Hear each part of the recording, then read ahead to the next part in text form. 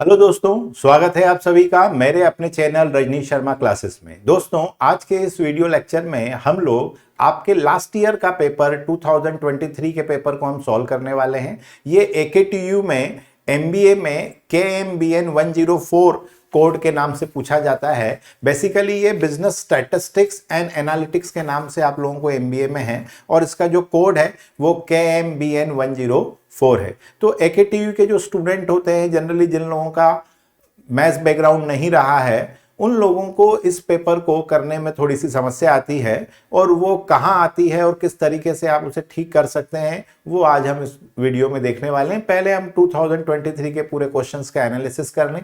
आपका जो paper pattern है उसकी अगर हम बात करें तो आपको सेक्शन ए होता है। सेक्शन ए में दो दो मार्क्स के 10 क्वेश्चन आपके पास आते हैं और सारे के सारे ही कंपलसरी होते हैं। इसमें बहुत छोटे छोटी थ्योरी आती है और लगभग 3 से 4 न्यूमेरिकल्स छोटे छोटे पूछे जाते हैं। ठीक है, तो यहाँ पर छोटे छोटे और ऑब्वियस बात है प्रोबेबिलिटी। अब ये बड़ा छोटा सा एक कोई क्वेश्चन इसके ऊपर आ जाता है या सिंपल इंडेक्स नंबर के ऊपर एक छोटा सा क्वेश्चन आ जाता है या मीन मोड मीडियन पे से एक क्वेश्चन आ जाता है। मतलब ऐसे टॉपिक जो 2 मार्क्स की वर्थ रखते हैं और जिन्हें 2 मार्क्स में पूछा जाना चाहिए वो सब यहाँ पर, और ये कंपलसरी होता है। मतलब आपको 10 ही क्वेश्चन क्या करना है, सारे ही अटेंड करना है। सेक्शन बी की बात करें तो यहां पर आपके पास 3 क्वेश्चन होते हैं, कोई 2 करना होते हैं आपको। मतलब आपके पास एक चॉइस होती है, आप किसी एक को क्या कर सकते हैं, छोड़ सकते हैं। तो 20 मार्क्स यहां से कवर हो जाते हैं, 30 मार्क्स यहां से हो जाते हैं। जो सेक्शन सी है ये बड़ा इंपॉर्टेंट है और यहां पर क्या होते हैं, 5 क्वेश्चन आते हैं और सब में इंटरनल चॉइस होती है। मतलब ए क्वेश्चन का अगर आपने एक क्वेश्चन उठाया तो उसके ए पार्ट और बी पार्ट, ऐसे 2 ए बी करके होते हैं और आपको अटेम्प्ट एनी वन पार्ट, किसी भी क्वेश्चन का एक पार्ट अटेम्प्ट करना होता है। इन जनरल एक थ्योरी एक न्यूमेरिकल होता है, पर कई बार दोनों ही न्यूमेरिकल और दोनों ही थ्योरी भी आ जाती है। अभी लास्ट ईयर के अगर हम पेपर की बात करें तो पेपर में बड़े छोटे छोटे 2 मार्क्स के क्वेश्चंस आए थे। थ्योरी अभी हम यहाँ डिस्कस नहीं कर रहे हैं।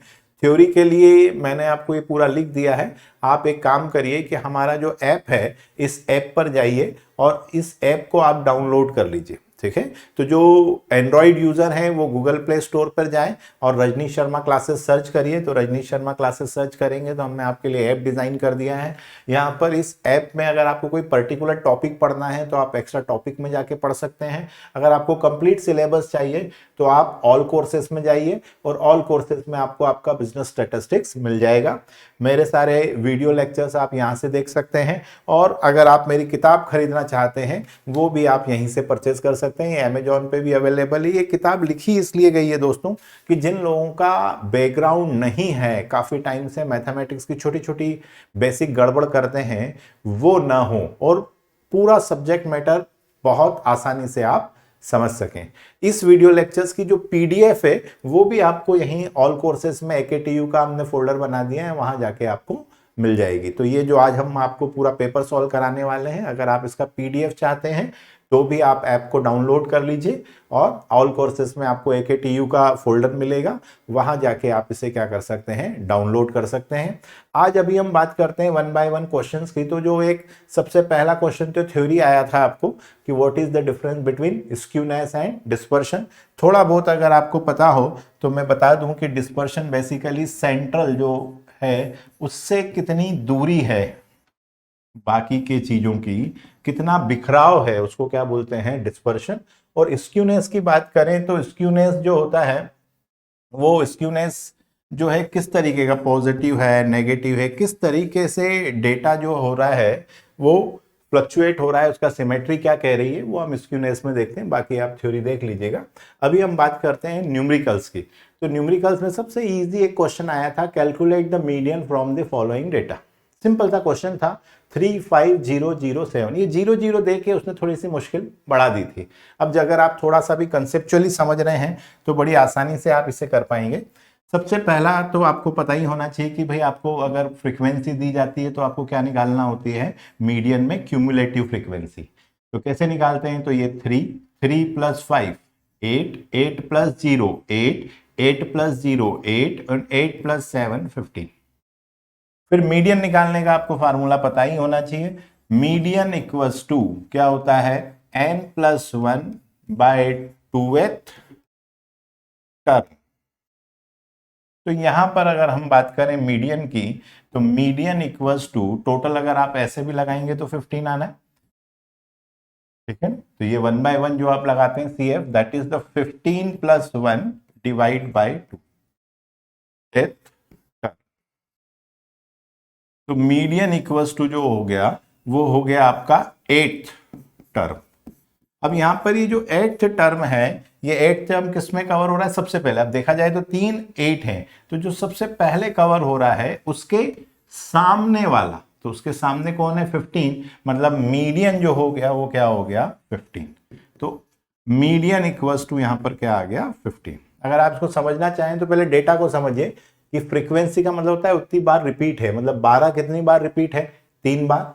15 कितनी बार रिपीट है? 5 बार। और 20 कितनी बार रिपीट है? 7 बार। 16 और 18 नहीं है, 0 का मतलब नहीं है। तो अगर आप एक सिंपल तरीके से इसको अरेंज कर लें, ये मैं आपको केवल थोड़ा सा एक्सप्लेनेशन दे रहा हूं, तो 12 12 12 3 बार अरेंज कर लिया, 3 थे, फ्रीक्वेंसी ये 5 थी और ये 7 थी।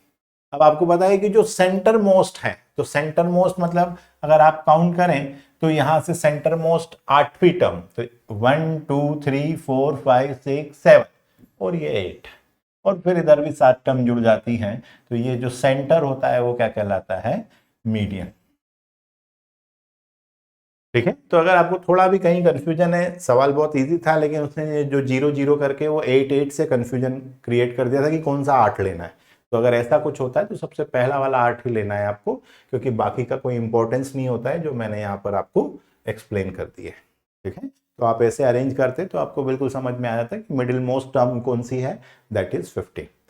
अब अगर हम बात करें, तो ऐप आपने डाउनलोड कर लिया होगा, आप ये तुरंत से ऐप डाउनलोड कर लीजिए, ये आपकी सारी प्रॉब्लम को सॉल्व कर लेगा। अगर आप आईफोन यूजर हैं या आप इसको लैपटॉप पे चलाना चाहते हैं तो नीचे ही हमारी वेबसाइट का आपको लिंक दिया हुआ है, उस पर क्लिक करिए। वहां पर आपको विंडो का आइकॉन भी मिल जाएगा और एप्पल का भी आइकॉन मिल जाएगा, उससे आप इसको एप्पल पर और विंडो दोनों पे रन कर सकते हैं। और एंड्रॉइड यूजर तो direct Rajneesh Sharma classes search करिए, डायरेक्ट आपको प्ले ग्रुप इस अपना गूगल प्ले पे मिल जाएगा। गूगल प्ले पे जाके अगर आपको कोई पर्टिकुलर टॉपिक पढ़ना है तो वो आप यहाँ से पढ़ सकते हैं। कंप्लीट सिलेबस अगर आपको पढ़ना है तो ऑल कोर्सेज से ले सकते हैं। ठीक है। चलिए अब बात करते हैं, थ्योरी आई थी, ये थ्योरी आपकी उसकी PDF आपको ऐप पर मिल जाएगी, वहां से आप इसे डाउनलोड कर सकते हैं। ठीक है। अब बात करते हैं, एक क्वेश्चन आया था प्रोबेबिलिटी का 2 मार्क्स का, what is the chance that the leap year selected at random will contain 53 Sunday. तो सबसे पहले तो आपको यह समझ में आना चाहिए कि 52, एक साल में जो 52 हफ्ते होते हैं, तो 52 इंटू 7, 364 डेज तो हो गए। इसका मतलब समझें अगर आप, तो इसका मतलब ये हुआ कि 52 बार तो हर चीज आ ही चुकी है, 100% श्योर है। तो 52 बार तो हर संडे भी आया है, मंडे भी आया है, ट्यूसडे भी आया है, वेनसडे भी आया है, मतलब 52 बार तो हर चीज आई है। 53वां वेनसडे आना चाहिए। और कौन सा ईयर है? लीप ईयर है। लीप ईयर में आपको पता होना चाहिए कि 2 दिन, जो इस बार का भी जैसे आपको पता हो तो 29 की फरवरी है, मतलब 366 दिन होते हैं, 366 डेज आर देयर। ठीक है। अब अगर ये जो 2 दिन है, इस 2 दिन में जो भी होगा वो 53 हो जाएगा। देखें, तो 52 तो हर चीज आ चुकी है, वो श्योर है, तो इसकी प्रोबेबिलिटी निकालने की जरूरत नहीं। अब ये जो बचे हुए 2 दिन हैं, इसका सैंपल स्पेस अगर आप देखें तो मंडे आ सकता है, तो मंडे के साथ 100% ट्यूसडे आएगा। मंडे आएगा तो ट्यूसडे आएगा ही आएगा, जो 2 दिन। ऐसा नहीं हो सकता कि मंडे के बाद फ्राइडे आ जाए, मतलब ये जब भी आएंगे पेयर में आएंगे।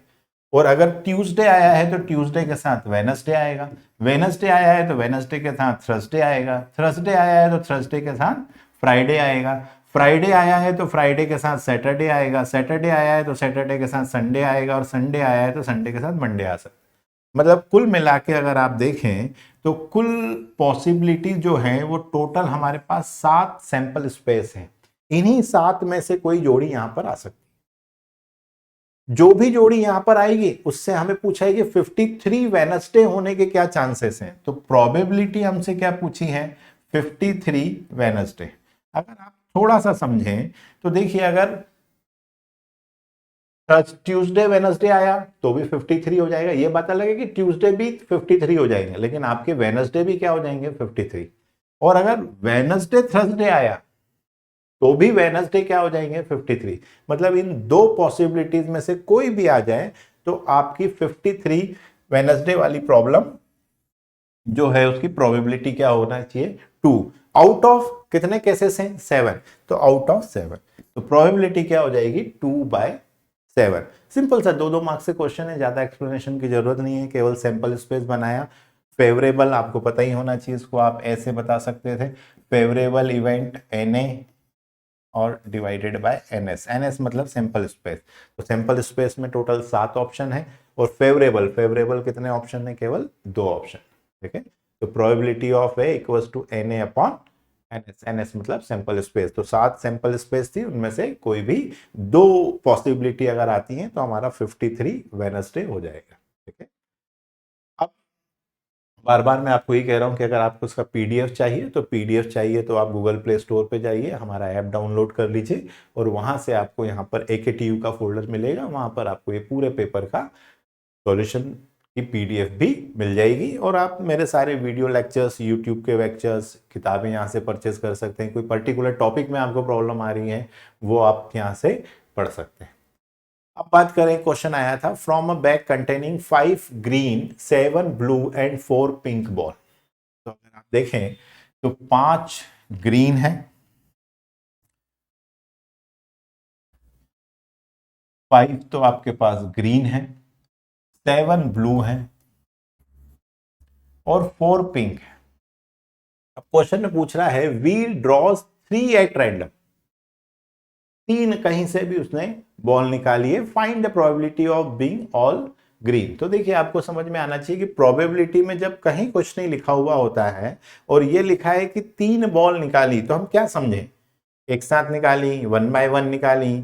तो जहां पर नहीं लिखा होता है तो हमेशा मानना है आपको एक साथ निकाली, और एक साथ निकाली मतलब क्या लगेगा, कॉम्बिनेशन। तो कॉम्बिनेशन में वो पूछ रहे हैं find the probability of being all green, तीनों के तीनों ग्रीन निकालने के क्या चांसेस हैं। तो प्रोबेबिलिटी ऑफ ग्रीन अगर आप चाह रहे हैं तो यहां पर क्या हो जाएगा, 5 ग्रीन, उसमें से आपको कोई भी 3 बॉल, और टोटल अगर आप देखें तो 7 और 5 12 और 4 16, तो 16C3, 16 में से कोई भी 3 बॉल निकल सकती हैं, उस 5 ग्रीन में से कोई भी 3 बॉल निकलने की संभावना। अब आपको ये पता होना चाहिए कि एनसीआर हम किस तरीके से सॉल्व करते हैं, क्योंकि अभी मैं एक्सप्लेन इसलिए नहीं कर रहा हूं कि फैक्टोरियल n-r और फैक्टोरियल r, ये अभी हम पेपर सॉल्व कर रहे हैं। एक्सप्लेनेशन आप जब ऐप पे जाएंगे तो आपको वहां दिखने लगेंगे। तो फैक्टोरियल 5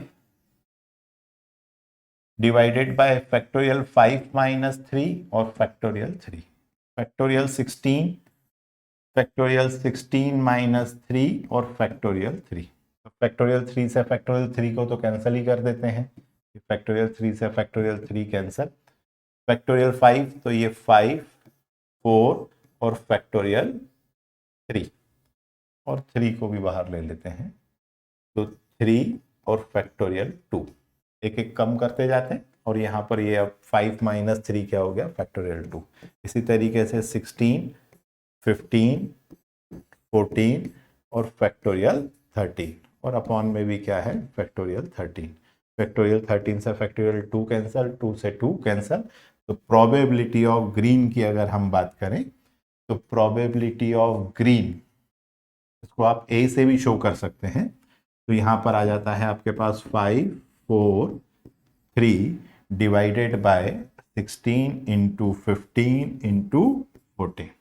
5 3 जा 15 से 15 कैंसिल कर दीजिए, 5 3 जा 15 से 15 कैंसिल, 4 से आपने कैंसिल करा तो 4 4 जा 16, मतलब ऊपर हमारे पास बचा 1, और 14 इंटू 4 दैट इज द 56। तो 1/56 आपका क्या हो गया, आंसर आ गया। तो अगर हम पेपर की बात करें तो 10 क्वेश्चन थे, इसमें से ये 3 न्यूमेरिकल आए थे। एक जो था सिंपल सा मीडियन के ऊपर था, एक 2 प्रोबेबिलिटी के ऊपर है, प्रोबेबिलिटी पे से आनी ही है, सिंपल सिंपल क्वेश्चंस इसके ऊपर बनते हैं, बस सैंपल स्पेस और आपको फेवरेबल इवेंट पता होनी चाहिए। अब बात करते हैं सेक्शन बी की। सेक्शन बी में आपको जो सबसे पहला क्वेश्चन आया था, ठीक है, और जो लोग विंडो पे रन करना चाह रहे हैं आप हमारी वेबसाइट को सर्च कर लीजिए, website Rajneesh Sharma classes.classesx.co.in, Google के ऊपर सर्च करेंगे, वेबसाइट पर नीचे की तरफ डाउनलोड फॉर विंडो का ऑप्शन दिया हुआ है, और डाउनलोड फॉर आईफोन के लिए भी डाउनलोड फॉर एप्पल दिया हुआ है, और जिन लोगों का एंड्रॉयड है उनको तो गूगल प्ले स्टोर पर जाके डायरेक्ट ही क्या करना है, रजनीश शर्मा क्लासेस सर्च करना है और आप उसे डाउनलोड कर पाएंगे। अब देखिए ये क्वेश्चन की अगर हम बात करें तो इस क्वेश्चन में हम लोग बोलते हैं बाइवेरिएट फ्रीक्वेंसी डिस्ट्रीब्यूशन।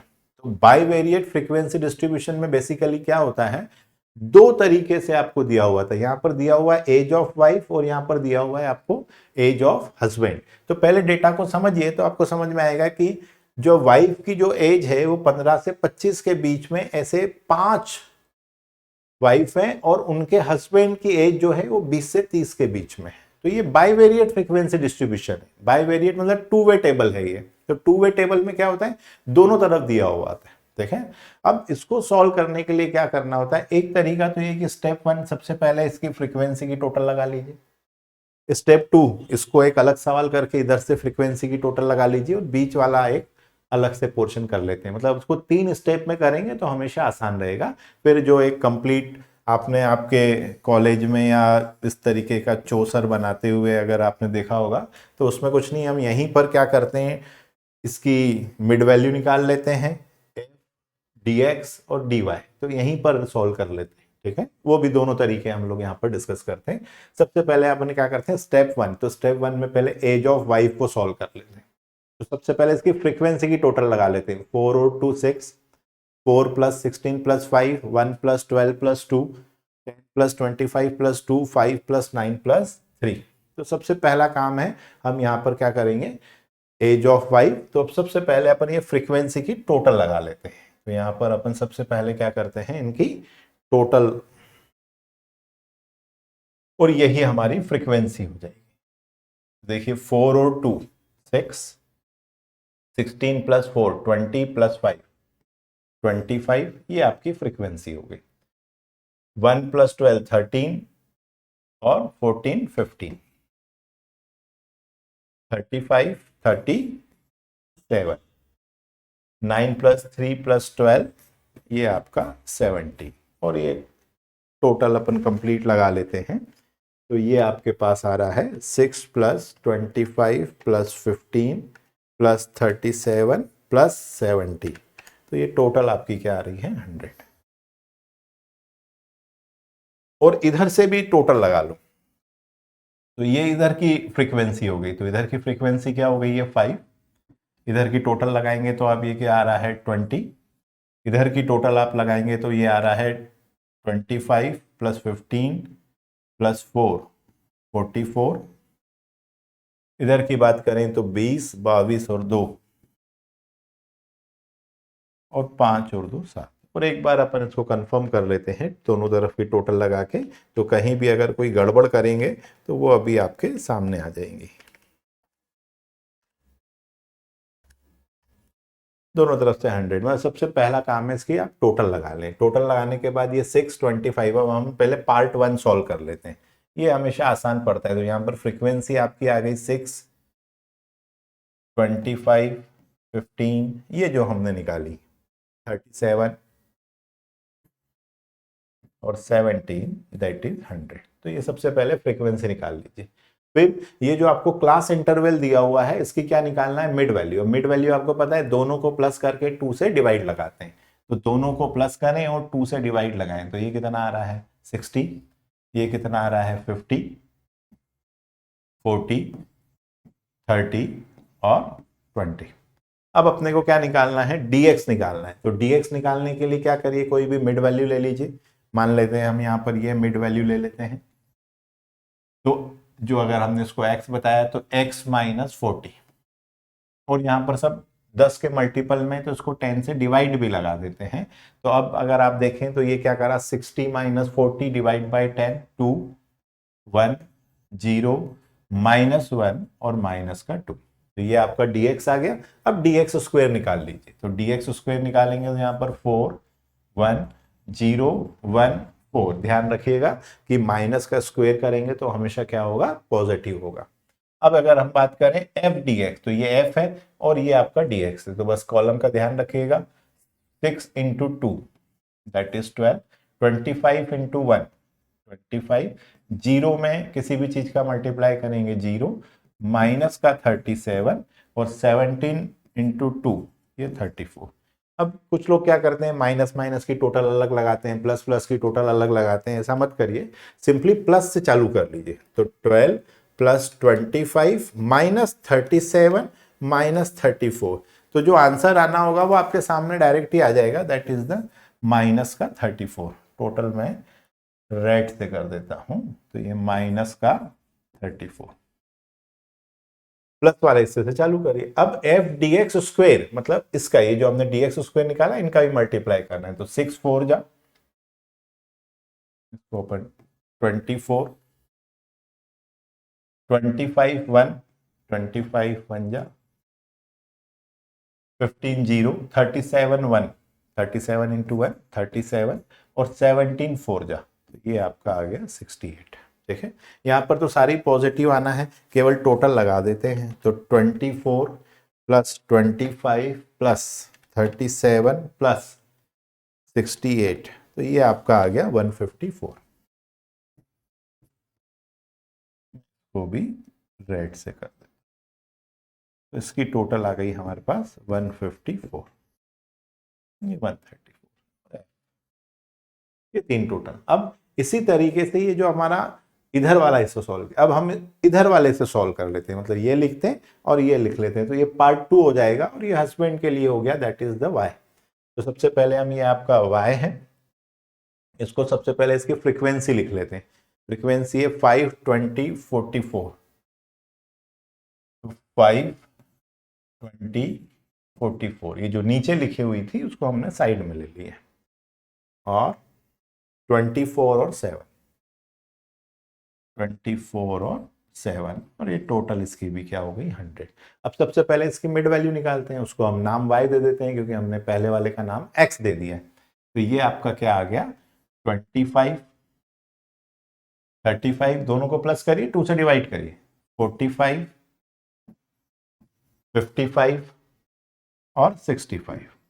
अब फिर यहां से कोई सेंटर वैल्यू ले लीजिए, मान लेते हैं अपन 45 ले लेते हैं, कोशिश करिए सेंटर लेने की। तो सेंटर ले लेंगे तो 25, मतलब ये अगर हम y हैं तो इसको हम y माइनस 45, और सबका डिफरेंस अगर आप देखें तो यहाँ भी 10 का ही है, तो 45 माइनस 25 माइनस 45 करेंगे तो यहाँ पर आपका क्या आ जाएगा, माइनस का 20 डिवाइड करेंगे 10 से, -2 -1 0 1 और 2 का स्क्वायर कर लीजिए, तो प्लस का 4 1 0 1 और 4। अब एफ डी वाई, तो 5 इंटू -2, तो दैट इज माइनस का 10, 20 इंटू -1 माइनस का 20, 40 इंटू 0 0, 24 इंटू 1 दैट इज 24, और 7 इंटू 2, कॉलम का ध्यान रखिएगा गलती से इधर न चले जाए, 14। अब फिर वही है, 2 प्लस और 2 माइनस है, तो अपने का सबसे पहला काम होता है प्लस की तरफ से चलिए, तो 14 प्लस 24 माइनस का 20 और माइनस का 10, तो ये आपका आ गया 8। तो इसकी जो टोटल आ गई है आपके पास क्या आ गई है 8। अब इसका स्क्वायर कर लेते हैं, तो डी वाई स्क्वायर हमारे पास है 4 5 जा 20, 4 5 जा 20, 1 इंटू 20 20, 0 1 इंटू 24 24, और 7 4 जा 28। इसकी टोटल लगा लेते हैं, तो इसकी टोटल हमारे पास आ रही है 20 और 20 40 प्लस 24 प्लस 28, तो ये आपके आ गई 92, ये 92। अब देखिए एफ डी वाई निकल गया, एफ डी वाई। अब डी एक्स डी वाई निकालना है, मतलब अब सेंटर वाला हमको अलग से निकालना है। तो ये स्टेप 3। अब स्टेप 3 में हम लोग क्या करेंगे कि ये जो केवल ये अपना बीच वाला पोर्शन है इसको अलग से निकाल लेंगे, बस। तो इस तरीके से ये बाईवेरिएट में ये 3 स्टेप, और फिर चौथे में जाके हम फार्मूला लगाएंगे, मतलब 4 स्टेप में आपको ये क्वेश्चन करना होता है। तो ये मैंने पहले वही लिख लिया है। अब ये जो dx हमारा हमने निकाला था 2 1 0 -1 -2, और dy -2 1012 इसको अलग से मल्टीप्लाई कर लेंगे और इसकी टोटल लगा लेंगे, तो यहां पर जो आएगा वो क्या आ जाएगा, F D X D Y, और यहां पर वेरीफाई करने के हिसाब से F D X D Y, और यहां पर आप इसकी क्या लगा लेंगे, टोटल लगा लेंगे। तो इधर से टोटल लगाएं, इधर से टोटल लगाएं, वेरीफाई हो जाएगा। बेसिकली यहाँ बाकी सा कीजिएगा तो डैश है, इसका मल्टीप्लाई करना है, -2 का -2 से मल्टीप्लाई करा तो 4, ये हमने ऊपर लिख दिया, और 4 5 जा 20। इसी तरीके से -1 का 0 में मल्टीप्लाई करा तो ये तो हो गया 0, -1 का -1 में मल्टीप्लाई करा तो ये हो गया आपके पास 1, और -1 का -2 में मल्टीप्लाई करा तो ये हो गया +2। ये हम इसके अपर मोस्ट कॉर्नर पे लिख रहे हैं। तो ये क्या होगा कि जो एक साथ करने में जो गड़बड़ होने की संभावना होती है वो बिल्कुल कम हो गई। और अगर आप सोचेंगे अरे हमारे टीचर ने या हमारे कॉलेज में ऐसा करा है, तो ये दो ही तरीके हैं। जो दूसरा तरीका है वो इस तरीके का होता है जिसमें ये इस तरीके से आप करते हैं, एक ही बात है। तो इसमें आप 55 यहाँ मिड वैल्यू निकाला, यहाँ dx निकाला, dx के बाद ये हमने टोटल f dx स्क्वायर, ये वाला हिस्सा अलग कर लेते हैं, ये हमने अलग कर लिया। y इसकी टोटल लगाई थी y, फिर dy स्क्वायर, और अब ये बीच वाला पोर्शन अलग सॉल्व कर लेते हैं। तो अगर आपके कॉलेज में इस तरीके से कराया है, आपके टीचर ने ही कराया है, बस इसमें है कि बहुत ज्यादा ध्यान रखना पड़ता है। हमने इसको 3 टुकड़ों में तोड़ दिया, और ये कोई मेरी मेथड नहीं है, सारी आपको स्टैंडर्ड बुक्स में मिलेंगी। आप कोई भी किताब उठाएंगे तो उसमें इस तरीके का भी मिलेगा आपको, और ये भी मिलेगा कि ज्यादा बेटर है ये स्टेप 1 यहाँ पहुंच जाइए, स्टेप 2 यहाँ पहुंच जाइए, और बीच वाला जो स्टेप हम सॉल्व कर रहे हैं दैट इज द स्टेप 3, ये स्टेप 3। तो हमने उसको 3 टुकड़ों में बांट दिया है बस, और कोई फर्क नहीं है, ठीक है। तो बिल्कुल भी डरिए मत, जो भी आपको पढ़ाया जा रहा है, पूरे मुझे हो गए 25 साल ये सब्जेक्ट पढ़ाते हुए, तो हमें पता है कि आप कहाँ गड़बड़ करेंगे, क्या और हो सकता है, किसी और ने किस स्टाइल से पढ़ाया होगा, तो उन सारी बातों का हम लोगों ने ध्यान रखा है। अब 0 से अगर आप मल्टीप्लाई करें, उसी को लिखना है जहां पर वैल्यूज हैं, तो 0 से अगर किसी भी चीज में मल्टीप्लाई करते हैं तो आपको पता ही होना चाहिए कि सभी 0 हो जाता है, काम ही खत्म। 1 इंटू 2, तो यहां पर आपके पास 2 आ गया। 1 इंटू 1, तो ये आपके पास 1 है, और 1 इंटू 0, तो ये आपके पास 0, और 1 इंटू -1, तो ये -1। अब यहां देखिए तो 2 इंटू 2, तो ये आपके पास 4 है, और 2 इंटू 1, ये आपके पास 2 है। अब इसको आपको क्या करना है, 4 5 जा 20। ये मैं ब्लू से इसलिए बता रहा हूं कि ब्लैक से तो हमारा ओरिजिनल डेटा है, और ये जो हमने मल्टीप्लाई करा था dx dy, ये फ्रीक्वेंसी है, तो f dx dy ये आपका 20 आ गया। 0 इंटू 1, ये 0 हो गया। 1 इंटू 10, ये 10 हो गया, और ये 18। 0 से मल्टीप्लाई करेंगे, सारे ही आपके क्या हो जाने वाले हैं 0, तो इसका कोई मतलब नहीं रह जाता है। अब ये 2 इंटू 4, ये आपके पास 8, ये 16, ये 0, ये -2, 4 2 जा 8, और ये 10। अब ये जो ब्लू वाले हैं इनकी टोटल लगाते हैं अपन, तो 8 एंड 8, ये आपके पास आ गया 16, 16 और 10 26, और ये आपका क्या है 0। फिर 0 0 0, सारे के सारे आपके पास 0 हैं। 10 + 0 -2, तो ये क्या आ गया 8, और 20 और 18 दैट इज द 38। तो ये आपकी f dx dy, क्योंकि मल्टीप्लाई करा था तो dx dy का और फ्रीक्वेंसी और इन सब की टोटल, तो f dx dy ये हो गया। अब इसकी अगर हम टोटल लगा लें तो ये देखिए इसकी टोटल क्या आ रही है हमारे पास, 16 + 26 + 8 + 38, 88, तो ये 88। अब इधर से भी लगा लीजिए, तो कुछ भी गड़बड़ होगी तो यहां से चेक हो जाएगा। इसको मैं ब्लैक से कर देता हूं, तो ये आपके पास 20, 18 + 10 है ना, ब्लू वालों को आपको ऐड करना है, और ये तो आपका 0 ही है। 16 + 8 24 - 2 22, 18 + 10 8 + 10 18, तो ये आ गया आपका 20 + 28 + 22 + 18, ये 88। अब ये जो तीनों चीजें आ गई हैं इसको केवल फार्मूले में रखना है, तो यहां पर अब आपको केवल फार्मूले में रखना है। अच्छा, फार्मूला भी याद रखने के लिए कोई बहुत बड़ा काम करने की जरूरत नहीं है। जो आपका फार्मूला है, फार्मूला याद करिए, आपका क्या था, dx dy - summation of dx, Karl Pearson coefficient of correlation. तो बस अब इसमें F4 लगा देना है, मतलब सेम फार्मूला है, बस यहां पर हमने क्या कर दिया है, ये A4 आ गया यहां पर मल्टीप्लाई। तो पूरा फार्मूला आपका सेम होता है, यहां पर बस केवल क्या आ जाता है, F4 पिक्चर में आ जाता है, बाकी पूरा सेम है। तो जो आप कार्लपियसन कोएफिशिएंट ऑफ कोरिलेशन करते हैं बाइवीरेट में, वो भी टू वे फ्रीक्वेंसी टेबल में भी उसी तरीके, अब केवल वैल्यू रखना है बस, दैट इज द स्टेप 4। तो देखिए, अच्छा टोटल की बात करें, एन एन मतलब क्या, जो टोटल वैल्यूज थी, तो टोटल वैल्यूज मतलब आपका क्या आ गया, ये 100, तो ये आपका 100 आपकी वैल्यू है, into F D X D Y, तो F D X D Y मतलब 88 माइनस एफ डी एक्स, तो ये आपको स्टेप 1 में से मिलेगी, तो ये स्टेप 1 में एफ डी एक्स माइनस का 34,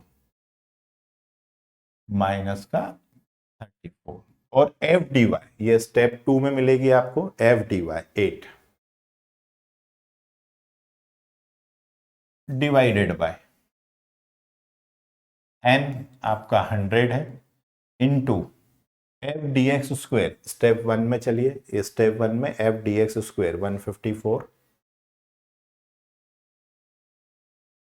माइनस एफ डी एक्स जो अभी हमने लिखा माइनस 34 का स्क्वेयर, और इसी तरीके से N that is the 100 F D Y square, तो एफ डी वाई स्क्वेयर, ये एफ डी वाई स्क्वेयर 92, ये 92 माइनस एफ डी वाई, तो ये आपका एफ डी वाई मतलब 8, ये 8 का स्क्वायर, केवल फार्मूले में रखना है, मतलब इसके बाद अब कुछ बचता नहीं है, ठीक है, केवल फार्मूले में रखिए और प्रोसेस करिए, आपका काम हो गया। आर इक्वल्स टू 8800, माइनस है तो माइनस माइनस ध्यान रखिएगा, ये क्या हो गया प्लस, और 34 इंटू 8, तो ये आ गया 272। एक एक स्टेप करते जाएंगे तो कहीं कोई गड़बड़ नहीं आएगी। 100 से मल्टीप्लाई कर दिया, 34 का स्क्वायर करें, अभी ध्यान रखिएगा कि माइनस का स्क्वायर करेंगे तो भी प्लस ही आएगा, और बाहर जो माइनस है उसके कारण यहां पर आप इसको क्या लिखेंगे, 1156। छोटी छोटी स्टेप्स होती हैं, बस यहीं कहीं कोई गड़बड़ करता है, और 88 का स्क्वायर। अब इसको प्लस कर लेते हैं, तो 8800 प्लस 272, तो ये आपका आ गया। सारा काम कैलकुलेटर से करिए एग्जाम टाइम में, भले ही आपका ओरल मैथमेटिक्स कितना ही अच्छा हो, क्योंकि गड़बड़ होने की संभावना सबसे ज्यादा एग्जाम में होती है। देखें 15400 माइनस 1156 अंडर रूट में 14244, और यहां पर 9200 माइनस 64, तो ये आ गया 9136। एक एक स्टेप करते जाइए, गड़बड़ होगी ही नहीं, क्योंकि कैलकुलेशन की मिस्टेक सबसे बुरी बात है, और वो भी जब कि हमारे पास कैलकुलेटर अलाउ। अब इसका आपने अंडर रूट निकाला, तो ये आ रहा है 2 डिजिट ले लीजिए, 3 डिजिट ले लीजिए, मैं जनरली 2-3 डिजिट लेता हूं, तीसरे डिजिट को राउंड ऑफ कर लेता हूं, देखें।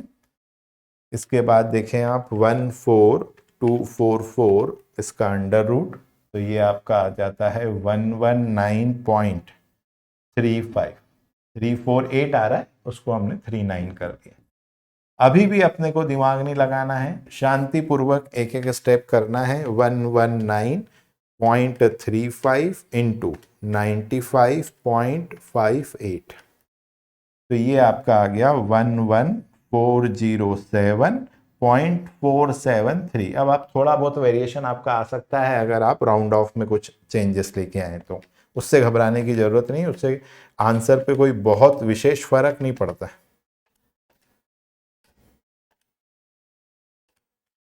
थोड़ा सा वीडियो लंबा होना ही है, क्योंकि पूरा पेपर सॉल्व करना है हमें, कि 795 जिसको आप 0.80 लिख सकते हैं, ठीक है, राउंड ऑफ करके, तो 0.80 आ गया।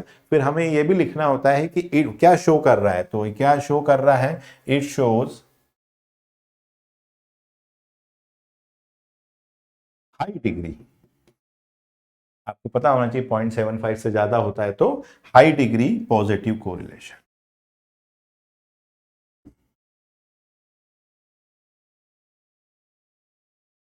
यहाँ जाके आपका बाइवेरिएट फ्रीक्वेंसी डिस्ट्रीब्यूशन खत्म होता है। कुछ कॉलेज या कुछ टीचर्स मैं भी जब पढ़ाता हूँ तो जब आप 2-3 सवाल कर लेंगे तो फिर आप कंफर्टेबल हो जाएंगे कि यार एक काम करते हैं, इसको सीधे ही कर लेते हैं। ये यहाँ पर 60, यहाँ dx निकाला, फिर f dx, तो ये वाला हिस्सा आपका स्टेप 1 है। फिर हमने यहाँ पर dy, तो यहाँ से मिड वैल्यू निकाला, फिर यहाँ पर वैल्यू लिखी, फिर इधर टोटल लगा दी f dy और dy²। और ये बीच वाला हिस्सा वही है जो हमने अभी स्टेप 2 में यहाँ पर सॉल्व किया है। ये स्टेप 2 वाला, स्टेप 3 वाला 20, 18 और 0। तो यहाँ पर आप वैल्यू लिख लीजिए 20, 18 और 0। तो इस तरीके से यहाँ पर मल्टीप्लाई करके एक ही इसमें हो जाता है, देखे ना। पर यहाँ पर जगह, स्पेस मैनेजमेंट, उसको बनाने में लगने वाला समय, सारी चीज़ों का ध्यान रखना पड़ता है।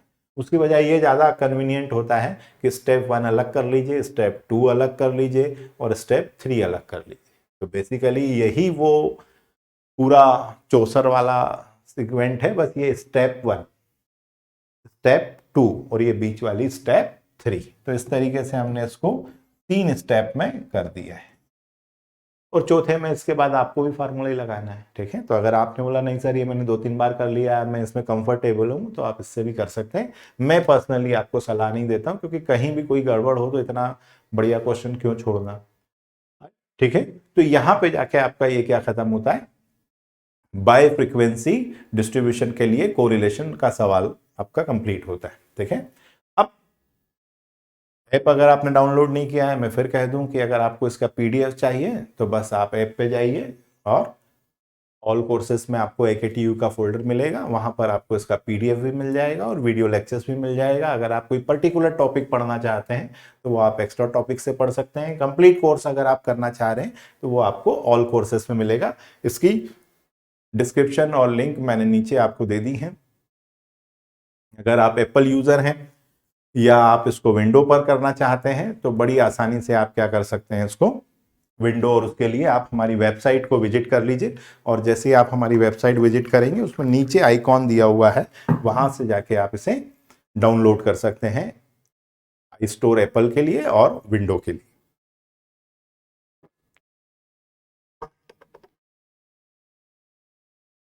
चलिए क्वेश्चन देखिए, अब आपको नॉर्मल डिस्ट्रीब्यूशन का एक क्वेश्चन है। हम ये नॉर्मल डिस्ट्रीब्यूशन का जो क्वेश्चन है इसको देखें। A talent test was conducted, 15-15 number के 3 थे, या तो आप पहला करते या दूसरा करते, मैं दूसरा ही करता क्योंकि ये इतना आसान क्वेश्चन बनता है नॉर्मल डिस्ट्रीब्यूशन का। 1000 employees of the V tyres limited in which mean score was found to be 50 unit, standard deviation was 20। और 3 क्वेश्चन आपसे पूछे हैं और टेबल के लिए जो नॉर्मल डिस्ट्रीब्यूशन की टेबल है वो भी आपको यहाँ पर दे दी है। तो आपको सभी को पता है कि नॉर्मल डिस्ट्रीब्यूशन क्या होता है, कैसे करते हैं। सबसे पहले पूछा है लेस देन 30, तो लेस देन 30 में आपको पता होना चाहिए कि z का स्कोर निकालते हैं हम। वो कैसे निकालते हैं, तो x minus mean upon standard deviation. तो z स्कोर निकालने के लिए x मीन की वैल्यू आपको क्वेश्चन में दे रखी होती है और स्पष्ट दे रखी होती है, वाज फाउंड टू बी 50 और स्टैंडर्ड डेविएशन 20। तो यहां पर आपका ये हो गया 50 और ये हो गया 20। अब जो क्वेश्चन में पूछा है लेस देन 30, तो इसका मतलब है x की वैल्यू क्या है 30। तो यहां पर z equals to 30 minus 50 upon 20। ये क्या आया आपके पास, -20 upon 20, that is equals to -1। -1 जो है वो क्या बताता है, लेफ्ट और राइट। तो इतना आपको पता होगा कि ये हमारा नॉर्मल, ये नॉर्मल डिस्ट्रीब्यूशन, यहां पर हमारा मीन होता है, ये मीन हमारा क्या दे रखा था 50। अब -1 आया मतलब लेफ्ट साइड में है 30, और ये हमें भी पता है 50 है तो 30 इधर ही होगा। अब ये जो -1 है इसकी वैल्यू अगर आप देखें तो वैल्यू प्लस में दे रखी होती, क्योंकि इधर भी 50% इधर भी 50%, तो वैल्यू आपको हमेशा क्या दे रखी होगी, प्लस में दे रखी होगी। अब और ज्यादा डिटेल के लिए फिर मैंने पूरा नॉर्मल डिस्ट्रीब्यूशन समझाया है, वो आप ऐप पे जाके देख सकते हैं। यहां पर अगर हम बात करें तो सबसे पहला काम है -1, तो -1 का मतलब है लेफ्ट साइड, और area for z equals to 1 is 0.3413। अब ये ध्यान रखिएगा आपने 30 से 50, तो ये जो आंसर आया है ये भी 30 से 50 के बीच में आया, ये आपका 30, और ये एरिया आया है 0.3413। 3413। जो आप फार्मूले में रखते हैं, वही एरिया आपको मिलता है। और क्वेश्चन में आपसे पूछा है लेस देन 30। क्वेश्चन में क्या पूछा है? लेस देन 30, मतलब वो ये चाहता है आपसे, और आपने ये निकाला है। और आपको ये पता होना चाहिए कि ये जो टोटल होता है ये 0.5 होता है, 50%। तो बचा हुआ निकालने के लिए क्या करना है? 50 में से माइनस, तो 0.5 में से इसको माइनस कर दीजिए। तो रिक्वायर्ड एरिया 0.3413 माइनस कर देंगे, ये एरिया आ जाएगा यहाँ। तो 0.5 माइनस 0.3413। अगर थोड़ी भी समझ आप में है तो बड़ी आसानी से पेपर दोनों ही केस में 2 घंटे में हो जाता है। आता है तो भी और नहीं आता है तो भी। ठीक है, आता है तो ऑब्वियस बात है हम कर लेंगे, नहीं आता है तो लिखेंगे क्या, तो वो भी खत्म हो। तो ये एरिया हो, यही हमारी रिक्वायर्ड प्रोबेबिलिटी होगी। तो यही हमारी क्या हो गई? Required probability. तो रिक्वायर्ड प्रोबेबिलिटी क्या हो गई? 0.1587। और टोटल हमें क्या दिए थे? 1000। तो नंबर ऑफ एम्प्लॉइज की अगर हम बात करें तो 1000 से प्रोबेबिलिटी में मल्टीप्लाई कर दें, 1587। तो ये आ रहा 158.7। राउंड ऑफ करना चाहें तो 159 अप्रोक्स। दूसरा क्वेश्चन आपसे क्या पूछा था? The number of employees whose mean score exceed 70। Formula same है। ये सबसे आसान क्वेश्चन होता है नॉर्मल डिस्ट्रीब्यूशन का। एक बार आपको समझ में आ गया तो आपको पता है z निकालने के लिए फार्मूला क्या है? x minus mean upon standard deviation. Mean भी वो देगा, दैट इज 50। स्टैंडर्ड डेविएशन क्या दिया है? 20। और वो जो पूछेगा वो x है। अब वो एक्सीड पूछता है, लेस देन पूछता है, अभी उसका कोई काम नहीं है। अभी फिलहाल आप पहले x इक्वल टू 70 रख लीजिए। फिर जब एक्सीड पूछा है मतलब x should be greater than और इक्वल टू 70। और यहां पर लेस देन पूछा है मतलब x इज लेस देन और इक्वल टू 30, 30 या 30 से कम। तो लेस देन का इफेक्ट हम बाद में दे देंगे, अभी फार्मूले में रखने के लिए अपने को केवल x की वैल्यू चाहिए। तो जैसे ही उसने बोला 70 तो आपने क्या रख देना है यहाँ पर 70। तो z इक्वल्स टू 70 माइनस 50/20। अब ये क्या आया? 20/20, दैट इज इक्वल्स टू 1। 1 आया तो 1 के लिए उन्होंने वैल्यू आपको दे ही रखी है। तो यही एरिया हो गया, इसी को शेड करना है। प्लस आया मतलब लेफ्ट साइड, और माइनस आया मतलब लेफ्ट साइड, और नहीं तो राइट साइड। ठीक है, तो area for z equals to 1 is 0.3413। अब ये फिर से नॉर्मल डिस्ट्रीब्यूशन बना देते हैं हम। मेरे पास जगह कम है, आप नीचे की तरफ बनाइएगा। ये आपका 50, अब 70 इधर ही की तरफ आएगा, तो यहाँ पर ये आपका 70, ये 70। ये जो एरिया निकाला वो आपने ये निकाला 3413। जो आपने बस इतनी सी बात रखिए, जो फार्मूले में रखा है वो आपको मिला है। फार्मूले में आपने रखा है 70 to 50, आंसर भी आया है 70 to 50 का। आपको चाहिए एक्सीड 70, तो ये exceed 70। Total area left side और राइट साइड दोनों तरफ का इक्वल होता है 0.5। तो रिक्वायर्ड प्रोबेबिलिटी यहां भी क्या आ जाएगी? 0.5 में से 0.3413 को आप माइनस करेंगे तो ये जो एरिया आया वो 0.15, जो हमारा पहले आया था 87। यही हमारी रिक्वायर्ड प्रोबेबिलिटी। तो रिक्वायर्ड प्रोबेबिलिटी इक्वल्स टू 0.1587।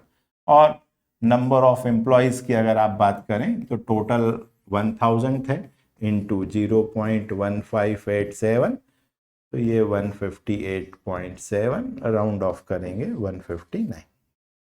ठीक, पॉइंट में भी रखें तो कोई प्रॉब्लम नहीं है। Percentage the number of employees whose mean score between 30 and 70। अब देखो दो आ गए, 30 एंड 70। तो वैसे तो हमारे पास था ही वैल्यू, लेकिन एक बार में एक ही वैल्यू रख सकते हैं। तो x minus mean upon standard deviation, तो x माइनस मीन 50, यहां पर ये 20। अब यहां पर दो केस बनाने पड़ेंगे आपको। एक केस में आपको क्या रखना पड़ेगा? z equals to 30 minus 50 upon 20। और एक केस में आपने क्या रखा? तो ये -1 और ये 1। एरिया दोनों का ही आप जेड स्कोर निकालेंगे, तो जेड स्कोर तो आपको क्वेश्चन में दे ही रखा था। अब आप इसको प्लॉट कर लीजिए, मतलब दोनों ही केस में आपके पास एरिया जो आना है वो क्या आना है, क्योंकि ये हमने निकाला ही हुआ है, ज़्यादा कुछ करने की ज़रूरत नहीं। ये आपका 50 -1 मतलब ये इधर का एरिया आया आपके पास, ये 30 और ये 70। अब हमसे ये पूछा है उन्होंने 32, एक में देखिए एक पोर्शन आया 30 to 50, ये 30 to 50। एक क्वेश्चन आया, एक पोर्शन में निकाला हमने 50 to 70, क्वेश्चन में पूछा है 30 to 70। दोनों को प्लस कर दीजिए। इधर का एरिया हमें 3413, ये भी आपका 0.3413। तो टोटल रिक्वायर्ड प्रोबेबिलिटी आपकी क्या आ गई, दोनों को प्लस कर दीजिए। 0.3413 प्लस 0.3413, तो ये आपका आ गया 0.6826। और अगर नंबर की बात करें तो नंबर में आपको 1000 क्वेश्चन में दिया हुआ था, इंटू 0.6826, तो ये आ गया 682.6। अब राउंड ऑफ कर लीजिए और टोटल आपकी 1000 आए, इस तरीके से कर लीजिए। सबसे आसान क्वेश्चन था ये, पूरा नॉर्मल डिस्ट्रीब्यूशन मैंने आपको ऐप में समझा दिया है, वहां जाके आप इसे देख सकते हैं। अगर आप डाउनलोड कर लेते हैं तो अभी सेकंड सेम में भी जो आपका क्वांटिटेटिव टेक्निक, जिसको ऑपरेशन रिसर्च बोलते हैं, ऑपरेशन मैनेजमेंट बोलते हैं, तमाम सारे पेपर का टेंशन खत्म हो जाएगा। हमने सारे ही व्यवस्थित और ये सोच के आपको लगा दिए कि भाई सामने वाला यूजर पहली बार पढ़ रहा है, तो पहली बार पढ़ रहा है तो उसको सब समझ में आना चाहिए। और अगर आप आईफोन पे चाहते हैं या विंडो पे चाहते हैं तो केवल हमारी वेबसाइट जो नीचे आपको लिंक डिस्क्रिप्शन में दी है उसको क्लिक करिए, वहाँ नीचे दोनों ऑप्शन आपको मिल जाएंगे। और जिन लोगों का गूगल प्ले स्टोर है उनको तो केवल रजनीश शर्मा क्लासेस सर्च करना है और सीधा आप ऐप पे आ जाएंगे। अब एक क्वेश्चन आपसे पूछा गया था काई स्क्वायर टेस्ट का। अब काई स्क्वायर टेस्ट की अगर हम बात करें तो sample analysis of examine result 500 student was made. It was found that 220 had failed, 170 had secured third class, 90 were placed in second and 20 got first class। तो ये जो आपको दे रखा है ये क्या, ये आपका ऑब्जर्व्ड फ्रीक्वेंसी है। और this figures commensurate with the general examination result in the ratio 4:3:2। तो क्या इस रेशियो में है, तो इससे जो आप निकालेंगे वो क्या होगा, एफी, एक्सपेक्टेड फ्रीक्वेंसी। टेबल की जरूरत ही नहीं है, काई स्क्वायर टेस्ट 5% लेवल पे द टेबुलेट वैल्यू आपको दे रखी है, डिग्री ऑफ फ्रीडम 5% पे 7.815। तो फिर टेबल की जरूरत ही नहीं पड़ती, क्वेश्चन के साथ ही आपको क्या दे दी है, वैल्यू दे दी। ठीक है, तो सबसे पहले काई स्क्वायर टेस्ट में अपने को क्या करना होता है, तो सबसे पहले स्टेप 1, तो स्टेप 1 क्या होती है, हमेशा नल हाइपोथेसिस। तो स्टेप 1 की अगर हम बात करें तो सबसे पहला क्या होता है, नल हाइपोथेसिस। ये नल हाइपोथेसिस, नल हाइपोथेसिस मतलब H0, तो हमेशा किससे बताते हैं, H0 से। और हम शुरुआत में कोई झगड़ा नहीं करते, हम यही कहते हैं कि भाई किसी में कोई फर्क नहीं है, there is no significant difference, there is no significant difference किसमें, बिटवीन एक्सपेक्टेड जो होने वाला है एंड ऑब्जर्व फ्रीक्वेंसी, दोनों में कोई फर्क नहीं। तो सबसे पहली स्टेप तो यही होती है, इसी का हमें क्या लिखना होता है, अल्टरनेटिव।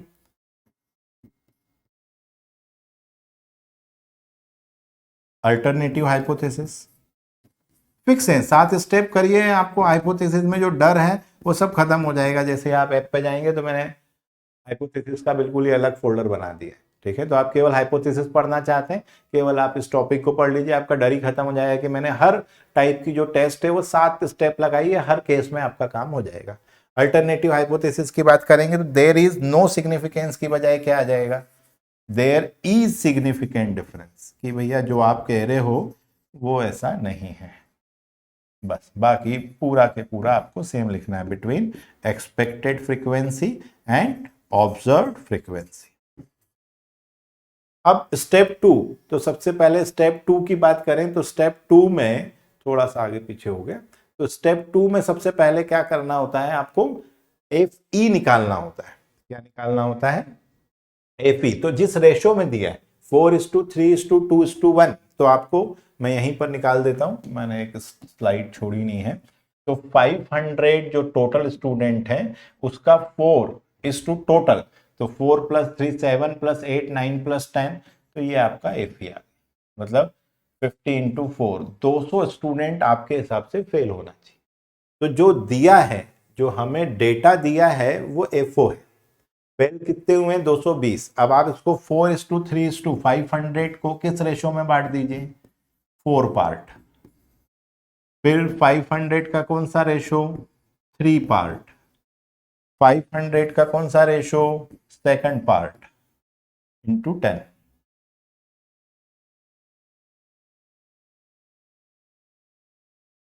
इंटू टेन टोटल से डिवाइड लगा देते हैं, और 500 इंटू 1:10, तो 10 पार्ट में बांटना है। तो ये आपका एफई हो गया, एक्सपेक्टेड फ्रीक्वेंसी। इसको क्या बोलते हैं? Expected frequency. ये आपकी स्टेप 2 होती है और ये स्टेप 3 होती है का स्क्वायर। तो एफओ आपको दिया हुआ है, एफई आपने निकाल लेना है। तो एफई अगर आप यहां से निकालें तो ये कितना आ रहा है? 200, ये 200। यहां की बात करें तो 150, ये 150। यहां की बात करें तो ये आपका 100, ये आपका 100, और यहां की बात करें तो ये आपका 50। ये टोटल इसकी भी 500, ये भी 500। अब ऐसा हुआ है और ऐसा होना चाहिए, इन दोनों के डिफरेंस को मेजर करता है काई स्क्वायर टेस्ट। करना क्या है? एफओ माइनस एफई, तो इसको माइनस कर दीजिए, तो अब ये आपके पास क्या आ गया? 20। 170 माइनस 50, 20। 90 माइनस, तो ये माइनस का 10 और माइनस का 30। अब इसका स्क्वायर कर लेते हैं और उसको एपी से क्या करते हैं? डिवाइड लगा लेते हैं। तो ये आपका काम हो गया। नल हाइपोथेसिस की बात करें तो यहां पर आपको ये तीसरा, इन तीन में से कोई एक करना था। मतलब अगर हम एग्जाम में होते तो मैं उसमें तो टाइम ज्यादा लगता है, कोरिलेशन वाले में नॉर्मल कर लेता और काई स्क्वायर टेस्ट का सवाल कर लेता। बड़ी आसानी से नंबर ला सकते हो, बताए 400, 400, 100 और 900 स्क्वायर करें तो हमेशा positive. 400 divided by 200 that is 2। 400 divided by 150, calculator चलाते हैं।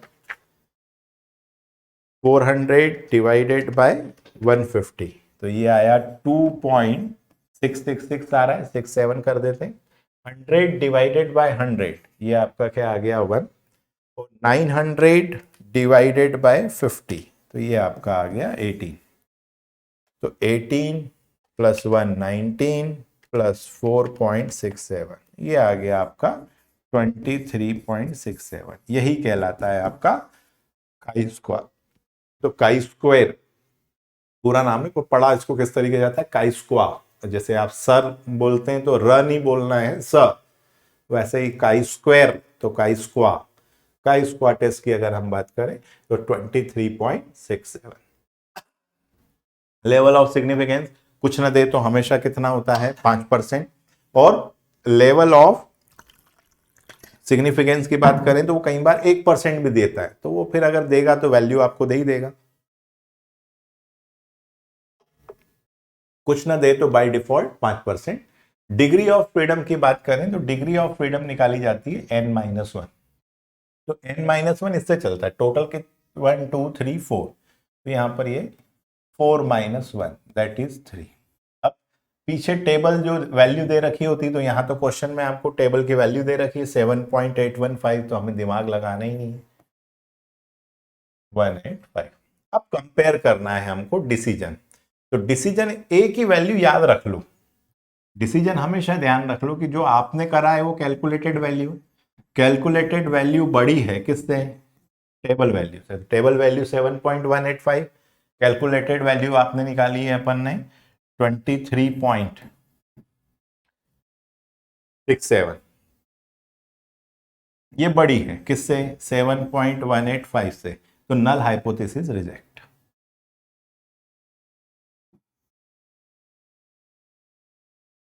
इस केस में नल हाइपोथेसिस क्या होता है, नल hypothesis H0 rejected.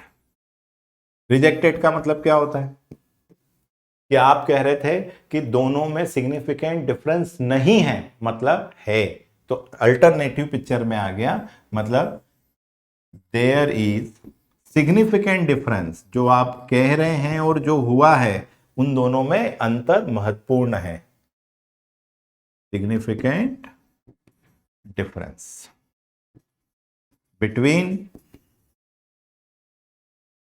Observed frequency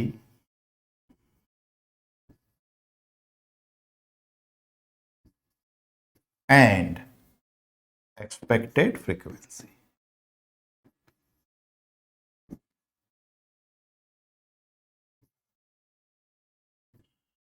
आ गई बात समझ में?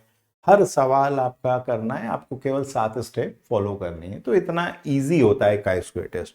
अब बात करते हैं इसमें कौन सी, पार्ट 2 की। इसमें हम लोग क्या बात करने वाले हैं अब, सेक्शन सी। अब सेक्शन सी की अगर हम बात करें तो सेक्शन सी में भी कोई बहुत लेंथी क्वेश्चन नहीं आते हैं, बड़े इजी क्वेश्चंस आते हैं जो आप आसानी से कर सकते हैं। सब ए बी करके आते हैं, देखें, इसीलिए कह रहा हूं कि आपने अगर ऐप डाउनलोड नहीं किया है तो तुरंत से आप ऐप डाउनलोड कर लीजिए। कोई पर्टिकुलर टॉपिक में आपको प्रॉब्लम है, आप एक्स्ट्रा टॉपिक में से जाके पढ़ सकते हैं। कंप्लीट पढ़ना है, ऑल कोर्सेज में बिजनेस स्टैटिस्टिक्स आपको दिया हुआ है, और अभी तक के मेरे सारे YouTube के वीडियो आपको यहाँ मिल जाएंगे। अगर आप हमारी बुक परचेस करना चाहते हैं वो आप यहाँ से परचेस कर सकते हैं, अमेजॉन से भी खरीद सकते हैं। ठीक है, ये किताब लिखी इसलिए गई है ताकि जिन लोगों का बैकग्राउंड नहीं है, काफी टाइम बाद पढ़ाई कर रहे हैं, उन लोगों को छोटी छोटी बातों में समस्या आती है, वो सब रेक्टिफाई किया है। ठीक है, चलो, और ऐप की लिंक भी आपको नीचे दे रखी है, वरना डायरेक्ट आप सर्च करिए गूगल प्ले स्टोर पे रजनीश शर्मा क्लासेस, आपका काम हो जाएगा। ये क्वेश्चन दिया हुआ था, देखिए अभी सेक्शन सी है, अटेम्प्ट वन पार्ट, ए क्वेश्चन बी क्वेश्चन, इन दोनों में से कोई एक क्वेश्चन करना था। तो ए तो थ्योरी था, measure of central tendency, discuss the various average. देखें, और क्वेश्चन देखिए, न्यूमेरिकल पेपर में अगर आप न्यूमेरिकल करते हैं तो पूरे मार्क्स मिलते हैं, थ्योरी में कटने की संभावना होती। और ये पेपर ही बना इसलिए कि भाई हम फटाफट अपने क्वेश्चंस करते जाएं, हम पूरे मार्क्स श्योर कर लें, ये स्कोर भी कर देगा आपका पेपर। और चलिए अपन ने कैसे तैसे पास भी कर लिया, तो भाई एमबीए करके करेंगे क्या, डेटा एनालिसिस का सबसे पहला टूल है स्टैटिस्टिक्स, और इसकी बारीकियां तो आपको आनी ही चाहिए। क्वेश्चन कितना इजी था, देखिए, कैलकुलेट द मीन डेविएशन, और इसमें टाइम ज्यादा लगता है, इसमें तो लगता ही नहीं है ना, आता है तो सीधा सीधा आपने टेबल बनाई, कैलकुलेट किया, आंसर खत्म।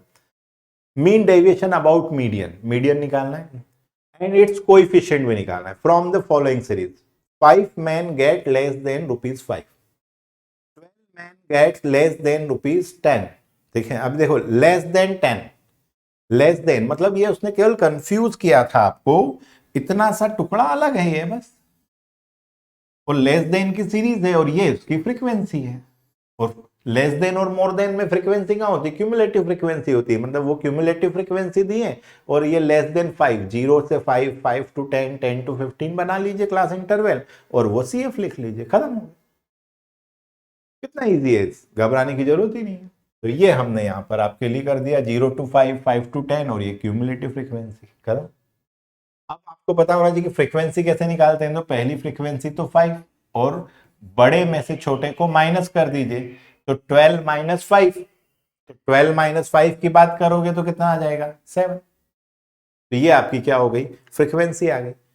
22 - 12 that is equal to 10, 22 - 12 that is equal to 10, 30 - 22 that is equal to 8, 36 - 30 that is equal to 6। बड़ा अपनी जगह रहेगा, छोटा माइनस होगा, तो ये 36, तो ये क्या आ गया आपका 4। तो 40 - 30, एक बार टोटल लगा लीजिए, टोटल क्या आनी चाहिए आपकी, 4 ही आनी चाहिए, 40 आनी चाहिए। तो 5 + 7 14, 12 + 8 20, 30, और ये 40, ये टोटल आपकी 40।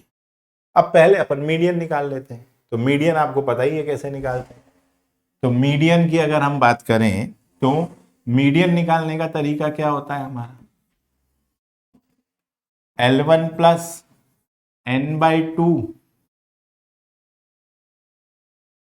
n/2 minus PCF preceding cumulative frequency, और ये क्या आ गई फ्रीक्वेंसी, और L2 माइनस L1 या डायरेक्ट आए, है ना, कुछ लोग L2 माइनस L1 लिखते हैं लोअर लिमिट माइनस, या डायरेक्ट आप क्या लिख सकते हैं उसकी आय कितनी उसकी विड्थ है, और कुछ लोग L2 माइनस L1 इधर लिख के उसको इधर लिखते हैं, तो उससे कोई वेरिएशन में कोई बहुत फर्क नहीं आता है। तो सबसे पहले तो अपन बात करें किसकी, n/2 की। तो n/2 मतलब क्या, 40 डिवाइडेड बाई 2 दैट इज 20, और 20 किस में आता है, क्यूमुलेटिव फ्रीक्वेंसी, तो क्यूमुलेटिव फ्रीक्वेंसी 20 किस में आता है, 22 में, तो ये आपका मीडियन क्लास हो गया, L1 L2 और उससे पहले वाला पीसीएफ, और फ्रीक्वेंसी क्या हो गई 10, मतलब अब केवल फार्मूला रखना है, तो रख देते हैं फार्मूले में। तो मीडियन इक्वल्स टू 10 माइनस 15 मतलब ये हो गया 10 plus n/2 20 minus PCF 12, frequency 10 और 15 माइनस 10, ये 15 माइनस 10, तो ये 10 प्लस 20 माइनस 12 ये हो गया 8 इंटू 5 डिवाइड बाई 10, तो 10 plus 4 that is equal to 40, 8 5 जा 40, 10 से कैंसिल करा 4, 10 प्लस 4 40। अब इसकी आपको सबसे पहले मिड वैल्यू निकाल लो, तो मिड वैल्यू कैसे निकालते हैं हमको पता ही होना चाहिए, दोनों को प्लस करें 2 से डिवाइड, तो ये आ गया 2.5 7.5 12.5 17.5 22.5 27.5। अब इसमें से माइनस करना है अपने को x माइनस जो हमारा मीडियन आया, तो मीडियन कितना आया है 14, 14 में से इसको माइनस करते हैं, और मॉड का मतलब है ऑलवेज पॉजिटिव, ठीक है, तो 2.5 माइनस 14 करेंगे तो माइनस भी आएगा तो भी आपको पॉजिटिव लिखना है, और लगे हाथ 11.5 इंटू फ्रीक्वेंसी, तो लगे हाथ 5 का मल्टीप्लाई भी कर देते हैं तो 57.5, वरना पहले इसको निकालो फिर मल्टीप्लाई करो, समय ज्यादा लगता है। तो 14 माइनस 7.5 ये आया आपका 6.5, और 6.5 इंटू 7,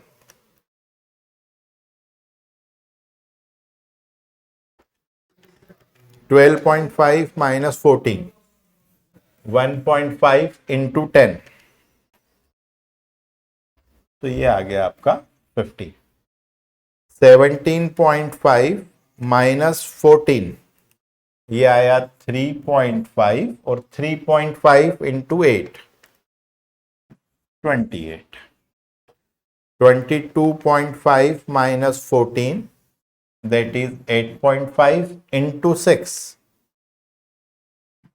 51, दो काम एक साथ हो जाते हैं, 27.5 माइनस 14 13.5 इंटू 4, ये आ गया 54। अब इसकी अपन टोटल लगा लेते हैं,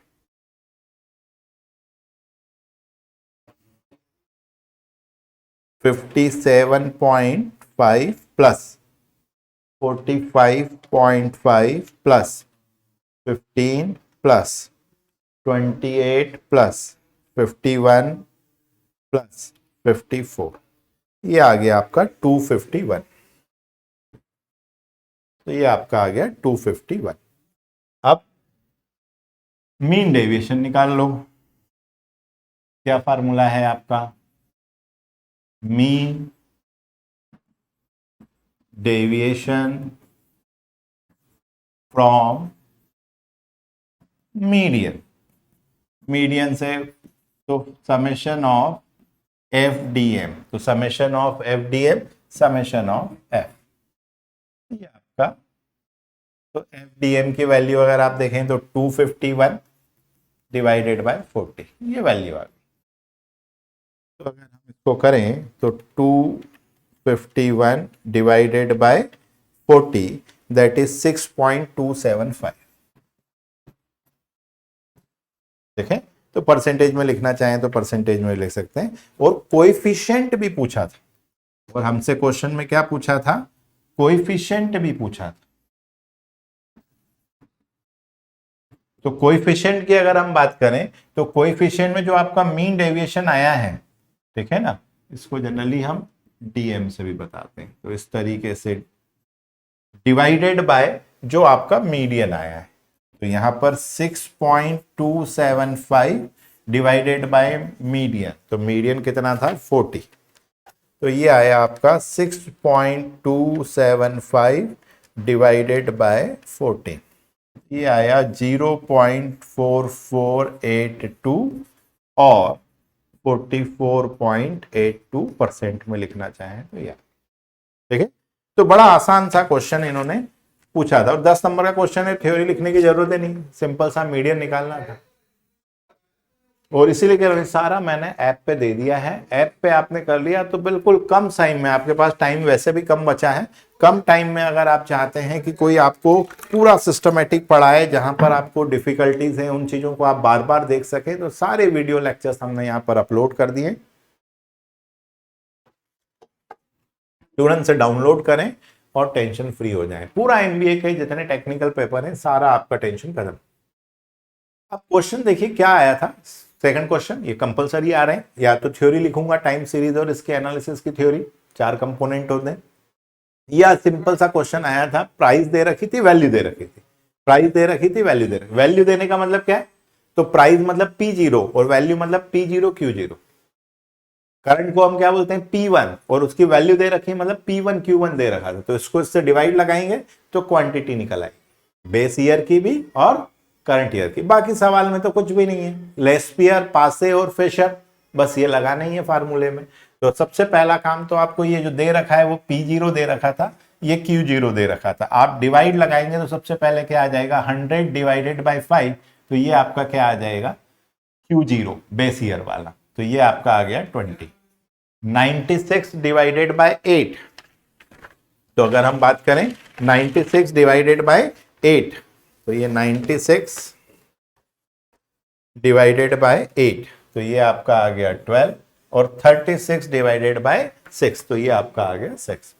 अब 96 डिवाइडेड बाय 8 ये आपका Q1, तो अभी हमने किया था ये 12, 98 डिवाइडेड बाय 14 ये आपका 7, और 40 तो ये आपका 5।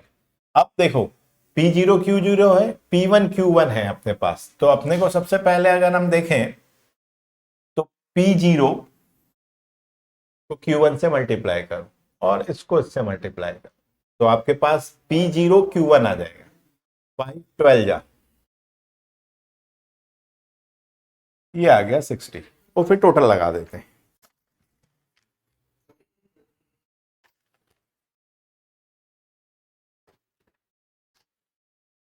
5 इंटू 12, 8 7 जा 56,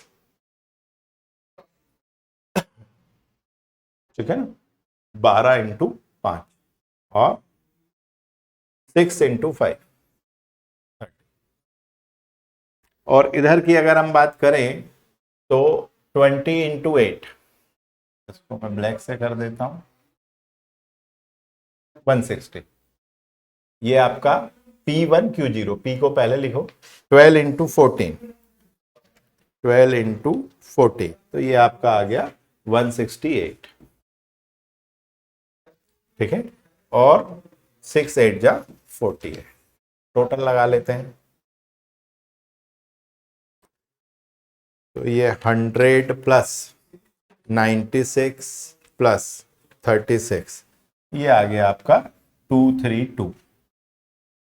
इधर की बात करें तो 96 प्लस 98 प्लस 40, ये आ गया आपका 234, और यहां की बात करें तो 60 56 और 30, 146 160 168 और 48, 376। अब केवल कुछ नहीं, केवल फार्मूले आपको पता होना चाहिए और उसमें रखना है। देखें लेस्पियर की अगर हम बात करें तो सबसे पहले आपको लेस्पियर पता होना चाहिए, तो अगर हम बात करें लेस्पियर इंडेक्स की P1Q0 P0Q0, मैंने तो दिमाग में ये रखा हुआ है कि P0Q0 मतलब इसमें P1/P0 तो दोनों में ही आता है, लेस्पियर और पाशे, तो इसमें Q0 और इसमें Q1, और इन दोनों का मल्टीप्लाई करके अंडर रूट लगा देंगे तो फिशर आ जाएगा। तो आपको केवल फार्मूले में रखना है, बस आप कुछ भी नहीं करना है। P1Q0 376 अपॉन P0Q0 232 इंटू 100, ये आ गया। पाशे की बात करें तो P1Q1 that is 234 divided by P0Q1 146।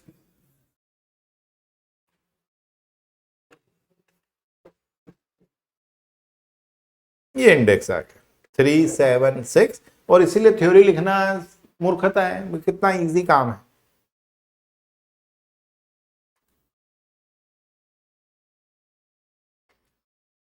To three to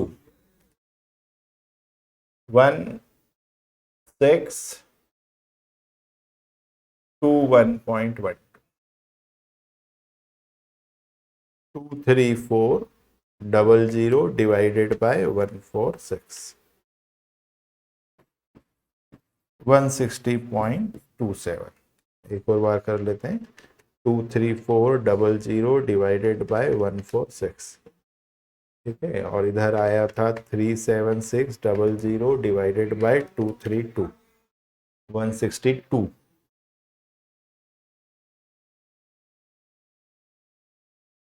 162.07, और इन दोनों को मल्टीप्लाई करके अंडर रूट में लिख दीजिए तो फिशर आ जाता है। देखें, तो फिशर में कोई बहुत बड़ा काम नहीं करना है, ये फिशर इंडेक्स P01 376 अपॉन 232, तो ये आपका 232, फिर 234 डिवाइडेड बाय 146, ठीक है ना, 243 तो नहीं है, इसको एक बार चेक कर लीजिए। 96 plus 98 plus 40 234, 100 plus 96 plus 36, 100 plus 96 plus 36 232, ठीक,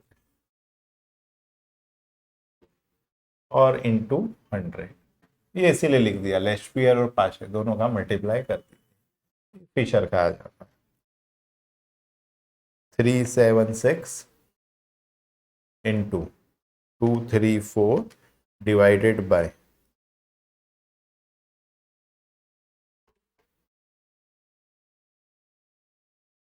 ये आ रहा है 2.5954 इंटू 100, अंडर रूट से बाहर निकाला, P01 इक्वल्स टू 1.6117 इंटू 100, तो 161.17। और फिर उन्होंने बोला था कि टाइम रिवर्सिबल टेस्ट और फैक्टर रिवर्सिबल टेस्ट, तो फैक्टर रिवर्सिबल टेस्ट में कुछ नहीं करना है, P01 है तो जहां पर P है उसको Q से रिप्लेस कर दीजिए, तो P0Q01, मतलब क्या करना है फैक्टर रिवर्सिबल टेस्ट में, P01 और Q01 केवल फार्मूले में रखना है। ये P01 तो अभी हमने निकाला ही था, अब P को Q से रिप्लेस कर देना है, तो सारे P को आप किससे बदल दीजिए, Q से, तो यहां पर P1 की जगह Q1 आ गया, यहां पर भी क्या आ गया, Q0 आ गया, इधर P0 हो गया और इधर P0 हो गया, मतलब रिवर्स कर दीजिए और फिर दोनों को एक साथ लिख लीजिए। तो इतना सा क्या होता है फैक्टर रिवर्सिबल टेस्ट। तो P01 इंटू Q01, ठीक है, दोनों का अपन मल्टीप्लाई कर देते हैं और ऑब्वियस बात है सब एक दूसरे से कैंसिल हो जाएंगे, एक ही रूट में है, तो पहले तो इसको कर लें, 376 ये तो एज इट इज आ जाएगा, 376, 232, 232 इंटू 234 और 146। अब Q1P0, तो अब देख लो जरा, Q1P0, तो P0 Q1 है, वही P1 Q0 हो जाएगा, मतलब यहां पर आ जाएगा 146। P1 Q1, तो ये जो P1 Q1 था,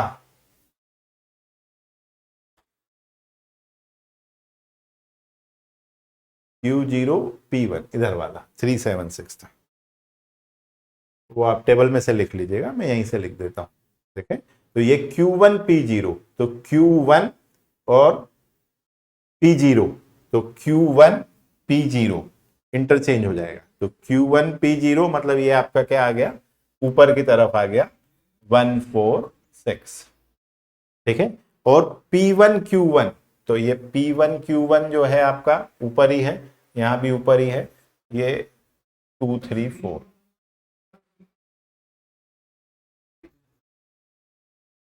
P0 Q0, तो P0 Q0 तो 232 और Q0 P1, Q0 P1, ये Q0 और P1 मतलब 376। अब अगर आप देखें तो ये 146 सेम उसमें है, 176 से 176 कैंसर, तो 234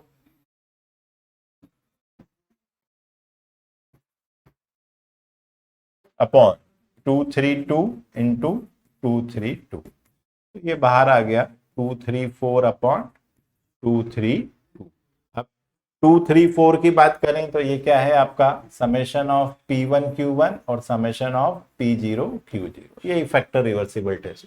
और टाइम रिवर्सिबल टेस्ट में P01, 1 को 0 लिख दो, 0 को 1 कर दो, तो इसका रिवर्स आ जाएगा, और जो कट के क्या आ जाएगा 1, तो वो क्या कहलाता है, टाइम रिवर्सिबल टेस्ट। तो P01 और PQ1 फार्मूला सेम रखना है, और फार्मूले में अपने को केवल क्या चेंजेस लेके आना है, तो पहले वाले पार्ट में तो 376, ये 376, 232, 232 इंटू 234, 234 और 146। अब इसका पूरा चेंज कर दो, तो P1 Q1 कहां आ जाएगा, नीचे, और P0 Q1 ये ऊपर चला गया, तो यहां पर आपका, ये मैं ब्लू से कर देता हूं, तो आपको ये दिखेगा 146, 234 और 232 और 376। अब आप कहोगे सर जब लिखा ही रिवर्स है तो कैंसिल हो जाएगा, बिल्कुल सही बात है, ये कैंसिल हो गए, 234 से 234 कैंसिल, ये कैंसिल, ये इससे कैंसिल, सब एक दूसरे से कैंसिल हो गए और बना गया। यही क्या कहलाता है, टाइम रिवर्सिबल टेस्ट। 10 मार्क्स केवल फार्मूले रखने के हैं। ठीक है, तो ये तो सबसे पहले करना चाहिए, बड़ा स्कोरिंग वाला है अगर आप इसको सीख जाते हैं तो। ठीक है, और ये सब आपको ऐप पर मिल जाना है। अब बात करते हैं किसकी, ये क्वेश्चन आया था, फिर कोरिलेशन एनालिसिस, रिग्रेशन से क्या अलग है, एक क्वेश्चन था, और एक रिग्रेशन लाइन का क्वेश्चन आया। मतलब कोरिलेशन रिग्रेशन पे से आनी है क्वेश्चन, सबसे आसान सा टॉपिक है, आपको x दिया हुआ है और y दिया हुआ है, और एस्टिमेट वैल्यू पूछी है y ऑन x और x ऑन y। तो सबसे पहले तो आप क्या करते हैं, जैसे आप कोरिलेशन निकालते हैं एग्जैक्ट, हम सबसे पहले इसकी टोटल लगा लेते हैं। तो सबसे पहला काम क्या है, हम इसकी क्या करें, सबसे पहले टोटल लगा लेते हैं। तो ये टोटल अगर आप देखें, ये पेपर आपका कंप्लीट हो जाता है, 11 plus 14 plus 14 plus 17 plus 17 plus 21 plus 25, तो ये आया आपका 119। रेड से कर देता हूं, मैं एक्सप्लेन करते हुए करा तो भी देखो इतनी जल्दी हो गया। पेपर की खास बात यह है कि जिसको आता है तब भी जल्दी हो जाएगा, नहीं आता है तो भी जल्दी हो जाएगा। तो सबसे पहले मीन निकाल लेते हैं, mean of X that is equals to X bar summation of X divide by N. तो 119 डिवाइड बाय कितने नंबर हैं जरा देखिए, 1 2 3 4 5 6 और 7, तो डिवाइड बाय 7 पॉइंट में आया ही नहीं, तो ये हमारे लिए अच्छा काम है 70। तो सबसे पहले 17 में से इसको माइनस कर देते, तो माइनस का 6, माइनस का 3, माइनस का 14 और 3, 3 0 0, 17 और 4 21 और ये 8, तो 8 और 4 12 और 12, तो समेशन ऑफ dx क्या आ गया 0। dx स्क्वायर निकाल लेते हैं, ये dx स्क्वायर वो हमेशा प्लस 9 9 0 0, 14 का 16 64, इसके अभी टोटल लगा लेते हैं, तो ये आपका आ गया 36 प्लस 18 प्लस 16 प्लस 64, ये आया आपका 134। इसी तरीके से इसकी टोटल लगा लेते हैं, ये आपका आ रहा है 15 plus 27 plus 27 plus 30 plus 34 plus 38 plus 46, 217। तो मीन निकाल लेते हैं, मीन ऑफ y, वैसे भी जरूरत पड़ती है अपने को, तो summation of y divide by n, तो ये 217 डिवाइड बाय 7, तो डिवाइड बाय 7, ये क्या आ गया 31, ये भी होल नंबर आया है, तो भाई अब फिर आसान हो जाता है यहाँ पर 31 में से माइनस करना, तो 15 माइनस 31, ये माइनस का 16, 27 माइनस, कैलकुलेटर से करिए भले ही आपका मैथमेटिक्स अच्छा हो, गड़बड़ एग्जाम टाइम में गड़बड़ नहीं होना चाहिए। 34, ये आपका 3, 38 7, 46 माइनस 31, तो ये आपका आ गया 15, प्लस करके देख लेते हैं, तो 15 और 10 25, 16 और 4 20 और एक ये 0, स्क्वायर कर लेते हैं, 16 16, तो 256, ये dy स्क्वायर निकाल लेते हैं, 16 16 1 9 49 और 225, टोटल लगा लेते हैं, 225 plus 49 plus 10 plus 16 plus 16 plus 256, तो ये आपका आया 572, तो ये आपका आया है 572। और dx dy करते समय बड़ी शांति से करना है, -6 और 16, तो 16 इंटू, तो ये आपका 96,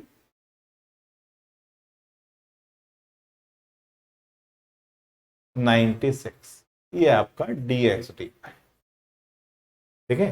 फिर -3 इंटू -4 12, यहां प्लस माइनस की गड़बड़ हो सकती है, -3 माइनस ये 0 के साथ ये 0, 4 7 जा 28, 8 into 15 120, 120 plus 28 plus 12 plus 12 plus 96, ये आपका आ गया 268, कलर बदल देते हैं, 268। अब केवल फार्मूला, अब कोरिलेशन निकालना है तो भी यही स्टेप है, बस फार्मूला बदल जाता है, कोरिलेशन की सेम स्टेप फॉलो करते हैं। अब सबसे पहले कोएफिशिएंट निकाल लेते हैं, तो कोएफिशिएंट की अगर हम बात करें, तो सबसे पहले अगर हम बात करें x ऑन y की, तो summation of dx dy divided by y, तो समेशन ऑफ dy स्क्वायर, और y ऑन x में summation of dx dy upon summation of dx square. आपने कहा ये फार्मूला कब लगाते हैं, तो ये फार्मूला तभी लगाना जब ये क्या आता है 0, क्योंकि ये 0 हो जाता है तो बाकी सारे ही कंपोनेंट क्या हो जाते हैं 0, तो सीधा सीधा आपको डिवाइड लगाना होता है और कुछ नहीं। तो यहां पर अगर हम बात करें, तो अब हमारे पास वैल्यू है 268 dy स्क्वायर 572, 268, ये कोएफिशिएंट डायरेक्ट ही आ गया आपका dx स्क्वायर 134। कैलकुलेटर चलाते हैं, आपका काम खत्म हो गया। 268 डिवाइडेड बाय 572, तो ये आया 0.468 आ रहा है, 0.47 कर लेते हैं। और ये आ रहा है 268 डिवाइडेड बाय 134, तो ये तो 2 आ गया। अब केवल और केवल आपको अगर रिग्रेशन लाइनों के बारे में पता है तो regression equation x on y, तो क्या होती है regression equation x on y? x minus X bar B X Y और y माइनस वाई बार। तो अब केवल फार्मूले में रखना था x माइनस एक्स बार, तो x बार की वैल्यू देखो क्या है जो हमने निकाली है 17, ये 17। बी एक्स वाई मतलब बी एक्स वाई, तो ये वाला क्या कहलाएगा आपका बी एक्स वाई। तो बी एक्स वाई की वैल्यू क्या है 0.47, यहां रख दीजिए 0.47, और y माइनस वाई बार, वाई बार की बात करें तो 31। अब क्या करना है, तो ये 0.47 का इन दोनों में multiply, x minus 17 0.47 y minus 31 into 0.47, तो ये आ गया 14.57। अब ये माइनस का 17 इधर आके क्या हो जाएगा प्लस का 17, एक एक स्टेप लिखो तो गड़बड़ होगी ही नहीं। x is equal to 0.47y minus 14.57 plus 17, तो ये प्लस का 17, बड़ी डिजिट्स क्या है तो उसका आंसर, तो ये हमारे पास आंसर आ गया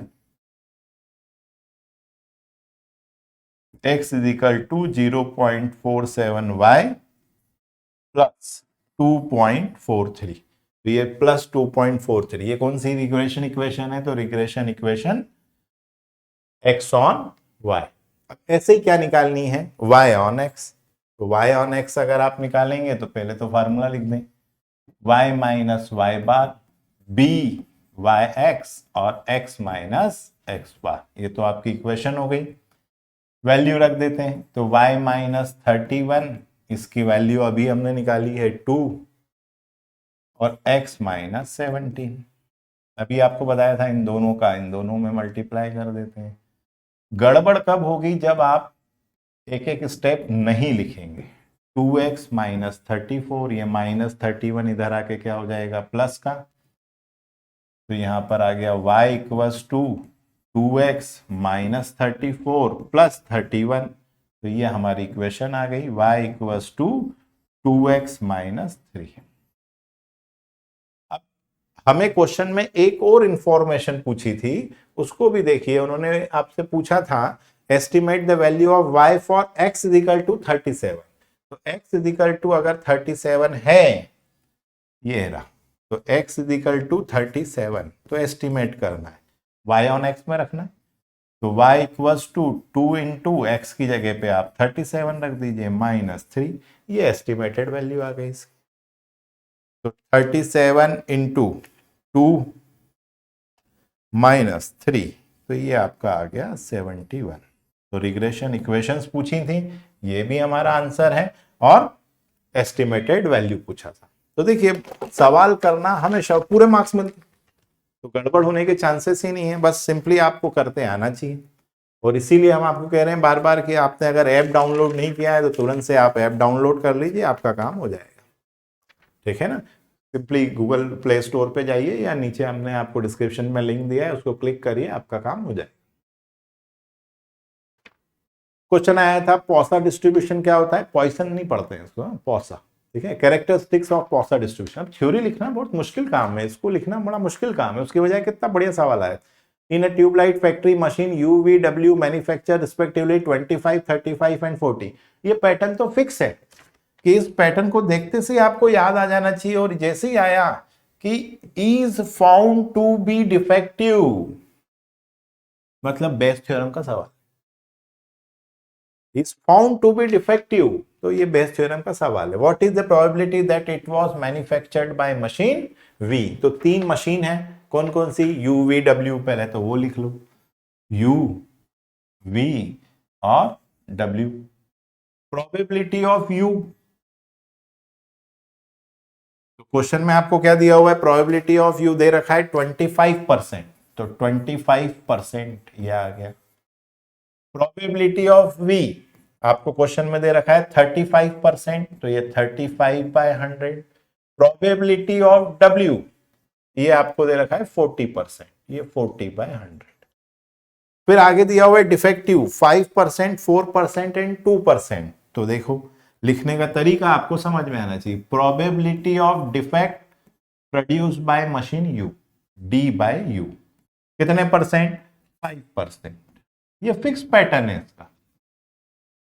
probability of defect produce by V that is equal to 4%। probability of defect produced by W that is 2%। अब क्वेश्चन में क्या पूछा है कि बताओ V ने इसको क्या किया होगा, प्रोड्यूस किया होगा। तो आपके दिमाग में आना चाहिए कि अब हमसे क्वेश्चन में क्या पूछ रहा है, probability of V when I know that it is defective, D। पूरा लिख लो, D। तो इसका मतलब समझ जाइए कि हमें क्या करना है, किसके लिए प्रोबेबिलिटी निकालना है, V के लिए। तो probability of defect intersection V, और बाकी सब नीचे defect intersection U plus probability of defect intersection V plus probability of defect intersection W। और ये मल्टीप्लाई रूल लगाइए, आपका काम हो गया। तो बस probability of V divide by D, D/V तो उन्होंने ही दे रखा था। अब प्रोबेबिलिटी ऑफ सबसे पहले V into probability of defect by V, और सभी का नीचे लिख देते हैं। Probability of U, probability of defect by U याद कर लीजिए, probability of V, probability of defect by V, probability of W और probability of W divide by, ये आ गया आपका काम दोस्तों। अब इसके नंबर अगर थ्योरी लिखने की जरूरत ही क्या है जब मुझे ये आता है। तो सबसे पहला क्वेश्चन में ही था 40%, 25, 35, 40।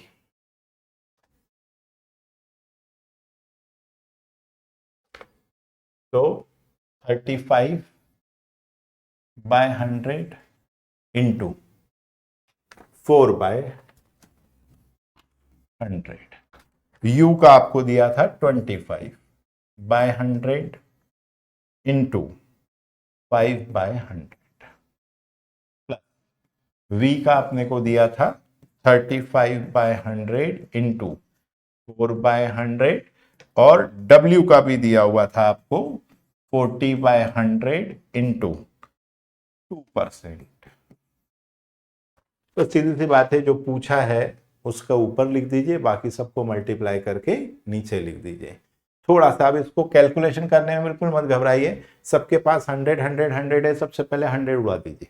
ठीक है, तो सबसे पहले आप इनके 100 उड़ा दीजिए, तो ये थोड़ा सा इजी हो जाएगा आपके लिए। तो probability of V/D that is equals to 35 into 4। ऐसा मत करो कि कैलकुलेटर है तो सर पॉइंट में फिर वही आबेल मुझे मार। सब में कोई कॉमन टर्म है, पहले उसको कंप्लीट कर लीजिए। सबके अपॉन के 100 ऊपर से और नीचे से उड़ा दिए। अब ये कैलकुलेशन कितना आसान हो गया, 35 इंटू 4, तो 35 इंटू 4 करेंगे तो क्या आ गया 140। तो ये 140 प्लस 125 प्लस 140 प्लस 80,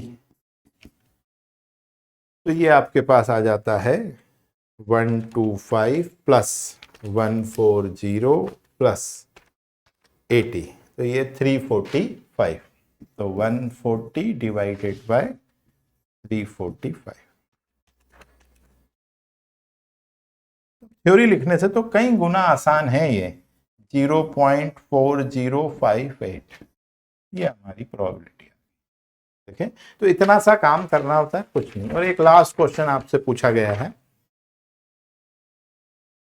क्वेश्चन में आपसे पूछा है सबसे पहले, explain the concept of Fisher's Z test, discuss the application of Fisher Z test. अब ये लिखना 10 नंबर में थोड़ा सा मुश्किल काम है, बजाय क्वेश्चन करना आसान होता है। Two groups of student appeared in a test examination and the marks obtained by them were as follow, first group और second group.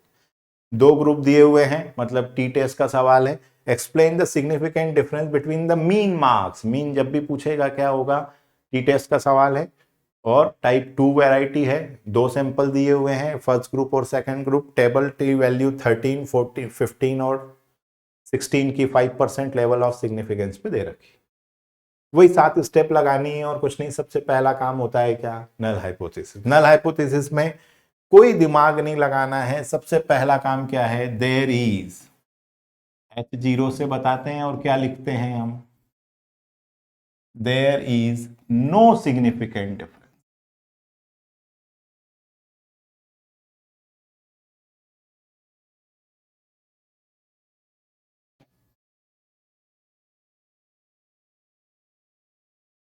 Between both the sample mean,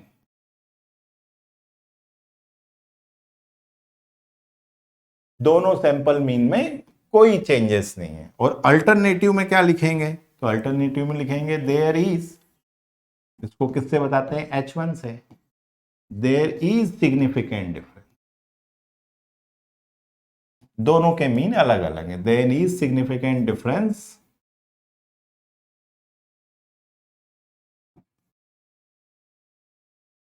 between sample mean.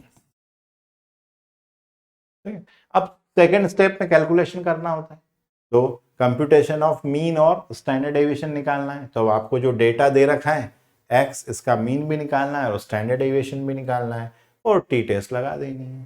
तो सबसे पहले तो इसकी टोटल ही लगा लेते हैं। तो सबसे पहला काम क्या है, इसकी टोटल लगा लो, मीन निकाल लेते हैं।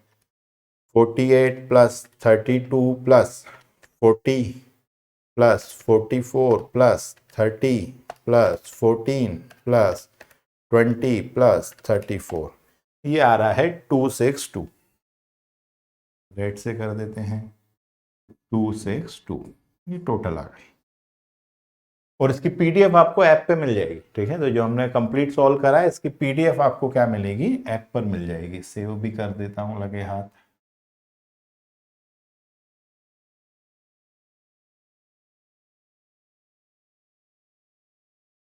तो सबसे पहले मैं निकालें। अभी हमारे हाथ में होता है कि हम इसको x1 और x2 बोलते हैं या x और y बोलते हैं। ठीक है, तो हम जैसा भी आपको कंफर्टेबल लगे, मैं अभी x और y से कर देता हूं।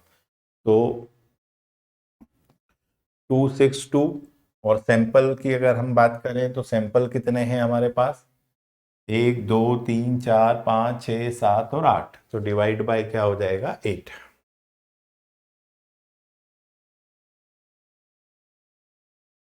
262 डिवाइड बाय 8, तो ये आ गया आपका 32.75।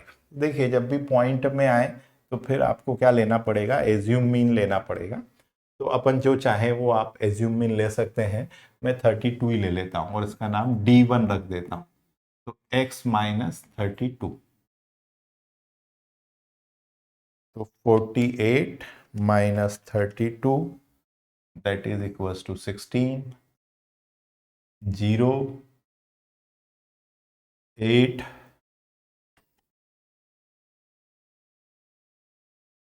12 माइनस का 2, 14 माइनस 32 माइनस का 18, 20 माइनस 32 माइनस का 12 और 2। टोटल लगा लेते हैं, और हमेशा प्लस माइनस में कंफ्यूजन हो तो प्लस साइड से लगाइए। ठीक है, 12 माइनस का 2 माइनस का 18 और माइनस का 12 और प्लस का 2, तो ये आपका आ गया 6। तो ये हमारे पास जो वैल्यू आ गई है, ये क्या आ गई है, 6। और इसका स्क्वायर निकाल लें, दैट इज द D1 का स्क्वायर। 2560 64, 144, 4, 324, 144 और 4 और टोटल मार देते हैं 256, 64 प्लस 144 प्लस 4, 324 प्लस 144 प्लस 4, 940। तो इसकी टोटल क्या आ गई है 940। इसकी भी टोटल लगा लेते हैं। तो सबसे पहले सेकंड जो सैंपल दिया था इसको हम D2 कर देते हैं और वैल्यू निकाल लेते हैं, तो उससे समझ में आ जाएगा। मीन अगर पॉइंट में ना आए तो आधा काम कम हो जाता है।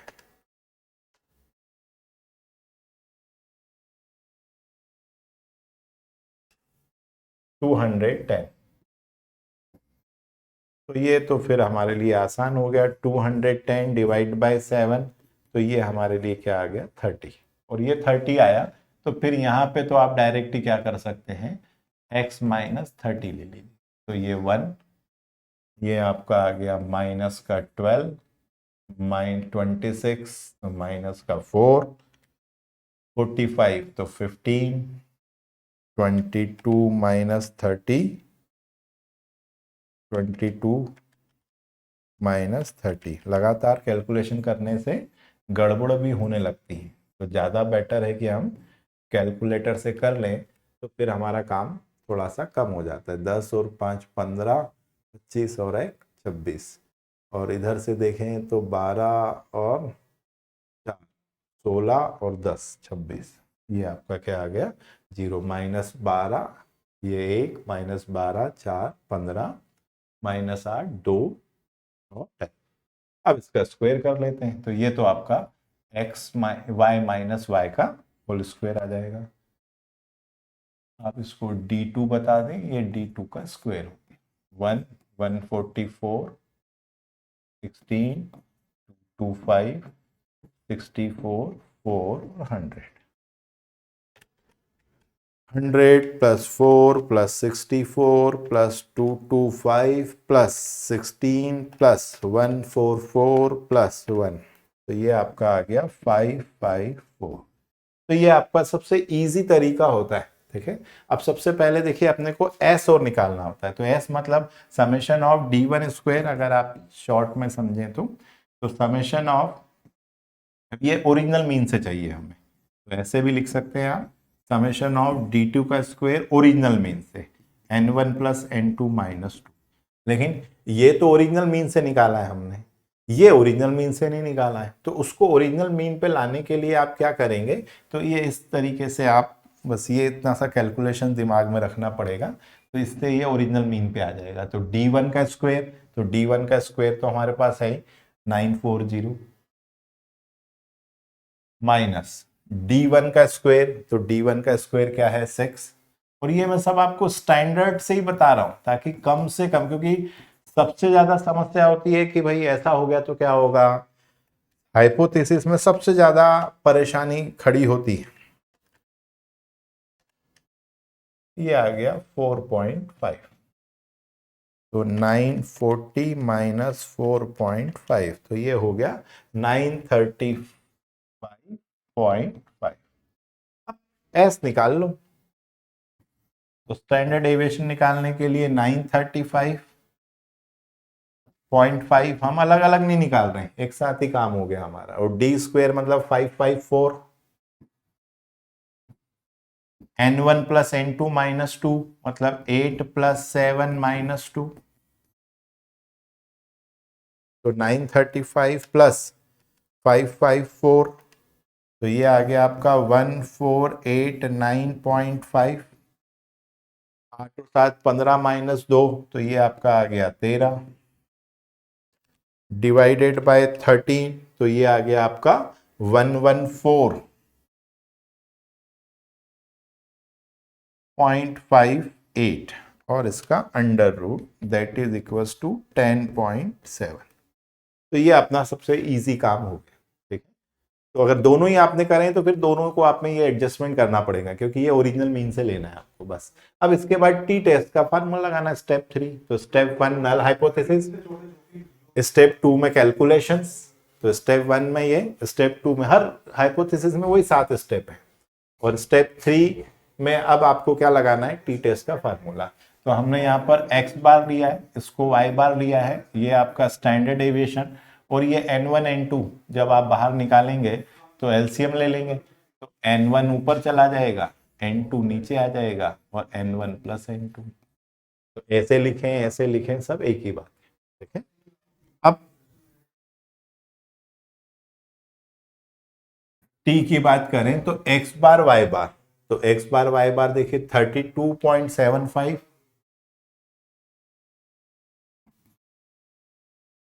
माइनस 30 अपॉन स्टैंडर्ड डेविएशन ये निकाला 10.7 और 8 इंटू 7 अपॉन 8 प्लस 7, ये टी टेस्ट की वैल्यू है।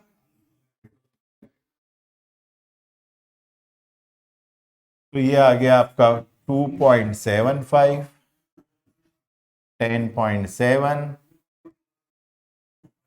56 डिवाइडेड बाय 15, 2.75। अब ये जो भी वैल्यू आएगी ये ऊपर ही आएगी, बस ऐसी छोटी छोटी बातों का ही अपने को ध्यान रखना है और कुछ नहीं। 56 डिवाइडेड बाय 15 और उसका भी under root 1.932 divided by 10.7 into 2.75 divided by 10.7, 0.496 आ रहा है, जिसको आप 0.5, ये टी की वैल्यू आ गई। अब उसके बाद क्या है, ये बिल्कुल 4 5 6 हर केस में करना है। तो आपको बोला गया यार सबसे इजी कुछ नहीं दिया है तो by default 5%। Degree of freedom इसमें निकलती है n1 प्लस n2 माइनस 2, तो 8 plus 7 minus 2 that is equal to 13। Question में 13 की वैल्यू दे रखी है आपको, ये दे रखी है 13 की वैल्यू 2.160, तो अब टेबल की जरूरत ही नहीं पड़ेगी। तो 2.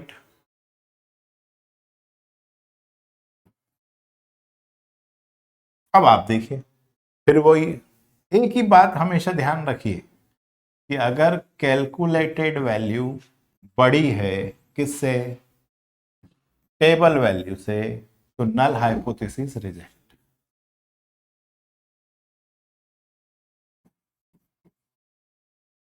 तो नल हाइपोथेसिस H0 रिजेक्टेड, एक याद रख लो, तो इसका उल्टा हो जाए तो एक्सेप्टेड। अब कैलकुलेटेड वैल्यू आई है मेरी 0.5,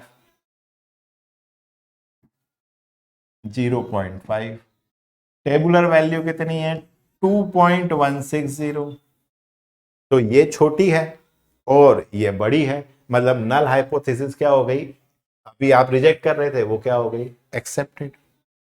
एक याद रख लो तो कभी परेशानी आएगी ही नहीं।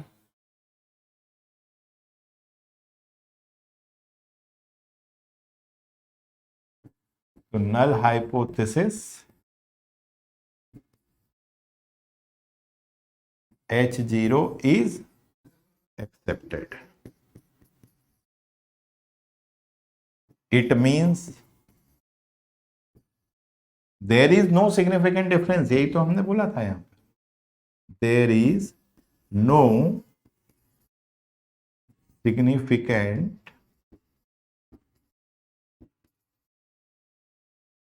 difference between two samples mean।